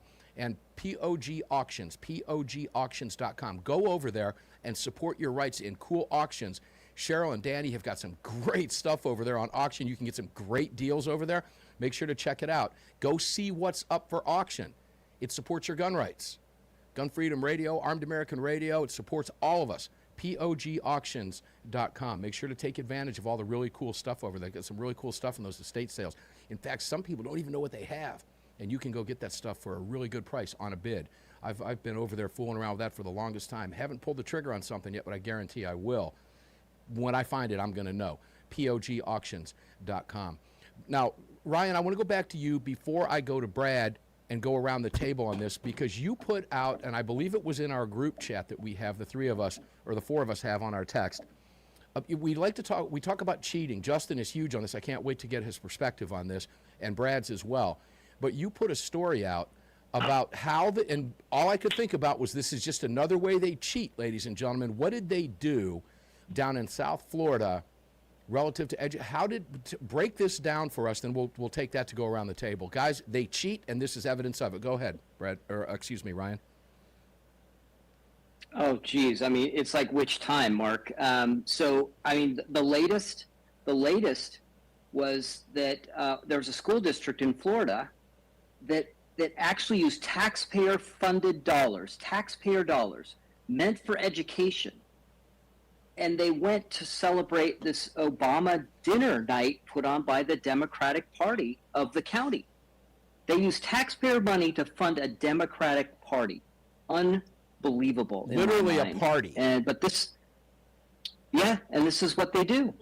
This is what they do. They don't see anything wrong with it, Mark. That's the difference, is they view their mission as righteous and moving the country forward. And so whatever it takes is what they do, and that includes political violence. We've seen it play out on more than one occasion, and sadly, I believe we're going to see it again. Brad, are you shocked, Brad, that Democrats use our money to fund this, and I can't wait because this is cheating, ladies and gentlemen. They use your money to donate because that's what these functions are, is donating to the Democrat Party. That's why they have these. Are you shocked, Brad? You're cracking up. I can't wait to hear it. No. So I mean, these people they're communists. So that means that in their heart of hearts, they're actually just thieves. So they're going to have any problem stealing or using taxpayer money for their own benefit. It's really going to be interesting to me. Like, I think one of the wild cards that we're not considering going to midterms is the fact that the Democrats' money supply through the tax base is largely been cut off. Yeah. And I've been seeing a lot of reports that they was getting their clock clean fundraising wise. They've got like $4 million cash right now, and I think that's not counting their debts. And the Republicans are sitting on 9 figures. And I think that's a lot of it is a result of they for years, and people don't pay enough attention to this. They for years have been siphoning off tax money through NGOs and other little ways into their own coffers. Mm-hmm. Like we have literally been buying the rope they've been hanging us with because they've figured out ways to steal tax money. And one of the big things that Trump has done this term is largely cut that off. So let's see going to midterms like how they do money wise, because right now they're broke. And I think if I had to guess, behind the scenes there's some panicking going on. But these people they've gotten to where they are by stealing from the American people. Hands down, across the board, that's who they are as people. All you've got to do is look at what's going on up in Minnesota. Justin, the whole Ilhan Omar deal, her husband is now closing down their business. They're under investigation. These people have been fleecing America for decades. Now, of course, Justin, as you know, that's part of why they hate Donald Trump with the vitriol that they do, because he's cut off their trough. But are you shocked that the Democrats would pull something like this? Well, that Somali, daycare kind of situation, really exposed what the Democrat Party is all about. It's all about increasing the size of government, increasing taxes, and funneling tax dollars into, these basically coffers, which they use to pad their own pockets and divert into their campaign war chests. So really the problem is fundamental. It's that, government basically breeds corruption. And the bigger it gets, the more corrupt it gets, and the more self-serving the politicians get. So we really have to address the root cause of this problem. And we really have to find a way to, cut off the tax revenue to the government. Well, Justin, I'll start with you on this one, too, the SPLC. Indictments handed down. Now, I want to see individual indictments, and I have a feeling after talking with Todd Blanche and hearing him in his press conference the day after I spoke with him personally one-on-one in Houston that we will see that. But here you have the SPLC, who the Democrats have been fawning over and drooling over for decades, literally paying the worst people on earth so that they could continue to get the information out there that they wanted to get out there. I mean, the whole thing's a scam, is it not, obviously?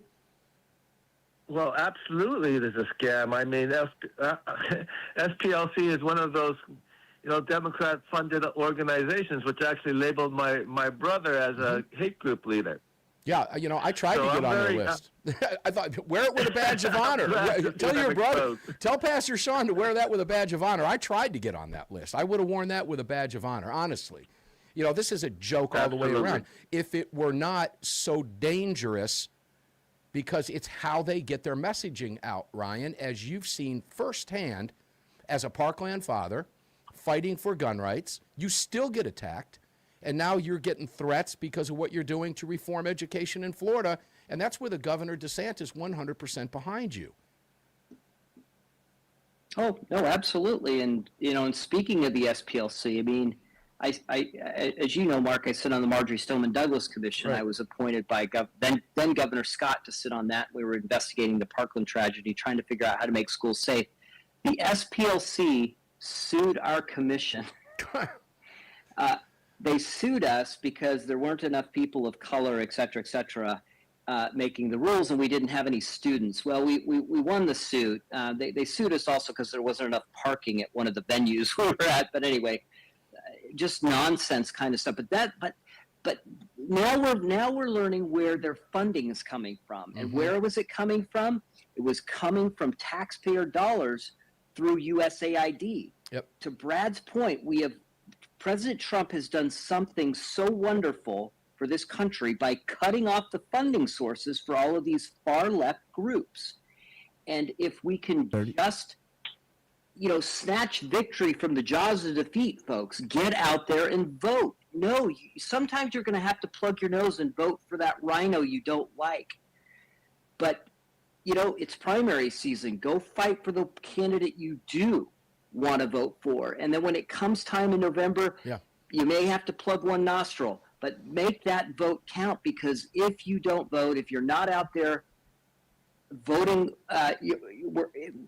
then the Democrats are going to win, and they're going to put all this stuff back into place, and we're going to be right back where we were. And what does this have to do with your guns, ladies and gentlemen? The last 3 segments, I'm going to tie it together for you when we come back with some information and some polling data sent to me by none other than the one and only Alan Gottlieb in a text message yesterday regarding this red state. It doesn't stop at their borders, folks. We'll be right back.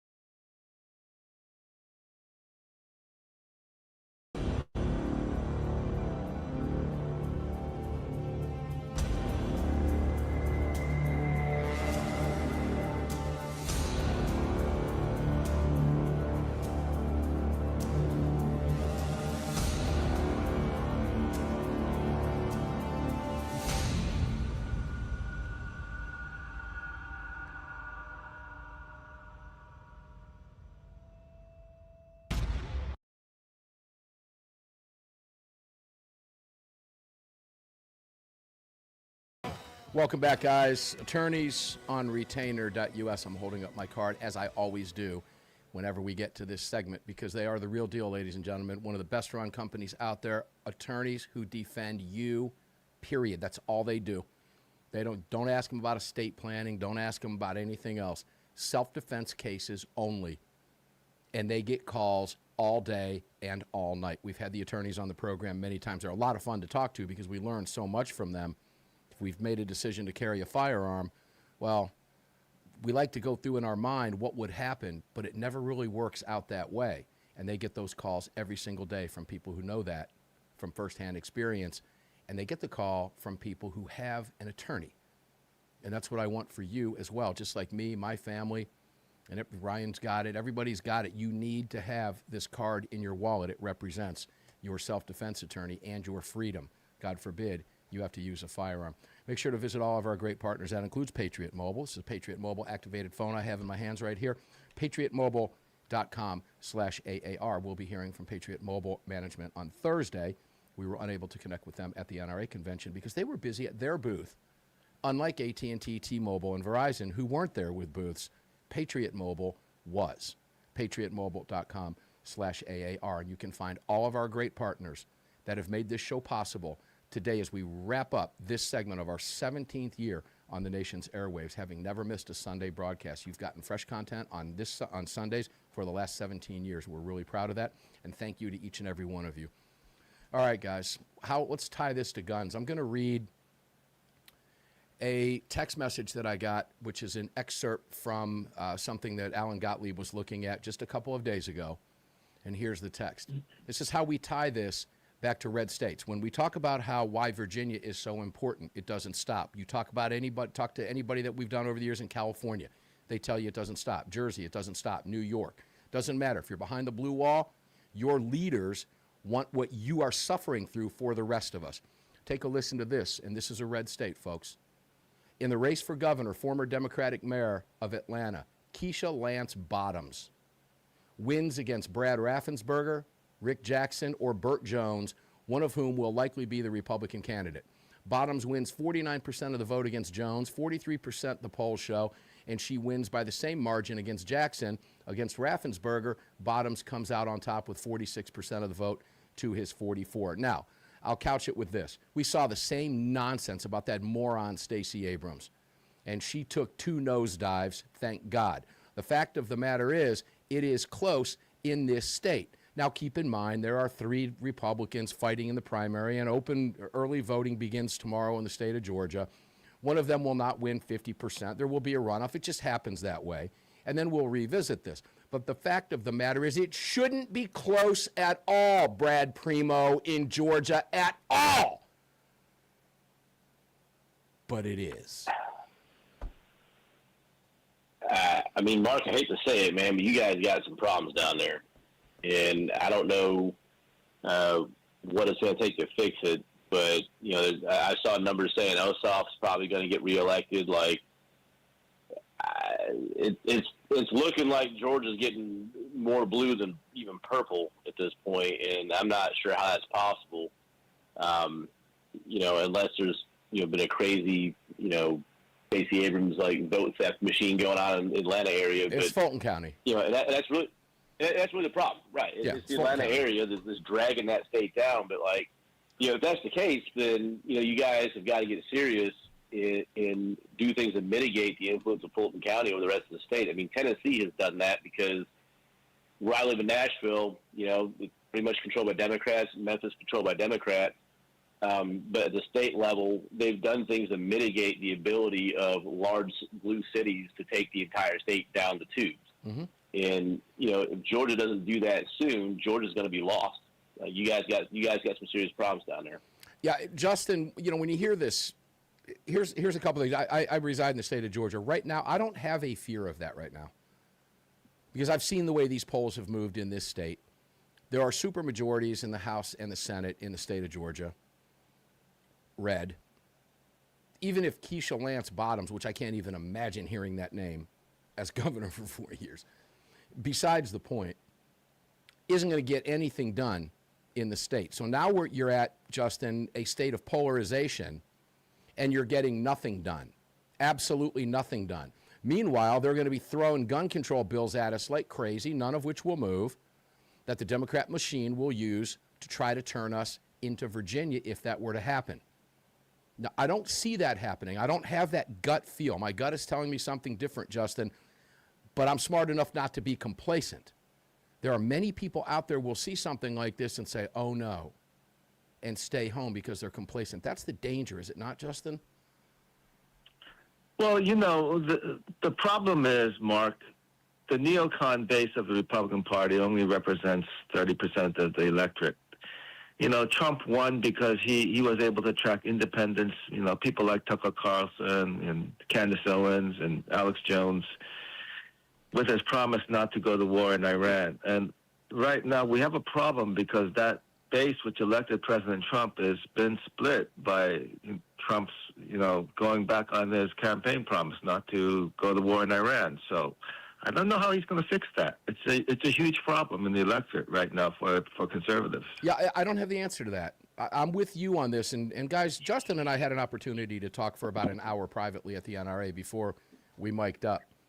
And I'm not privy to give you that conversation, but let's just say that it takes a lot of faith. And Ryan, as you well know, because you're embroiled in politics down in Florida, I wish Ossoff and Warnock and Keisha Lance Bottoms would bring somebody like Hakeem Jeffries and AOC and Bernie Sanders to this state. It will not turn out well for them. It will not. Because of the makeup of the legislative body, I do not see, right now I just don't have that fear. But I should, as a Georgia resident, be very, very concerned about it, which I am. But how do you finish that sentence? Yeah, but a couple of things. So one is, we've been talking in the chat about this a little bit. The SAVE Act is sitting there in D.C. just, gathering dust. Call your Republican senators. Get them to vote on this. SAVE Act, super important here. 30. Second thing, Mark, I know you and I were talking, via text earlier. I mentioned 20 seconds. We've talked about this, and I'll leave the SPLC in there. Cut the funding off. The SPLC spent $3 million funding additional drop boxes in Fulton County so that county could get stolen. Cut the funding off. The Democrats won't know what hit them, and they won't have time to recover in the midterms. I think those are the two things I would tell you. Pressure Congress and the Senate on the SAVE Act and cut the Democrats' funding off. Yeah, because I'll tell you guys, we won't put up with any gun control nonsense and Virginia nonsense here, and we're all getting a lesson here. Okay, where's your red line? And when you go to bed tonight, ask yourself this question: why do the Democrats want you disarmed? Think about that. Brad touched on it earlier. If you missed it, go back and listen. Brad Premo, we're going to have to cut it off here. We thank you so much for being here. 17 years, man. You're a huge part of this show. Justin Moon, we're in the Car Firearms Group studios. We love you. Thank you for the years that you've given of your time to talk about these incredibly important issues on Armed American Radio. And Ryan Petty, God bless you and your family. We all know what you've been through, and you're here every day banging it out with us, and we love you for it. Guys, we couldn't do it without you. Tomorrow we wake up and start 18 years because that's what we do. Thanks for being here for the last 17. Enjoy your day. Stay safe. We'll see you on the radio tomorrow.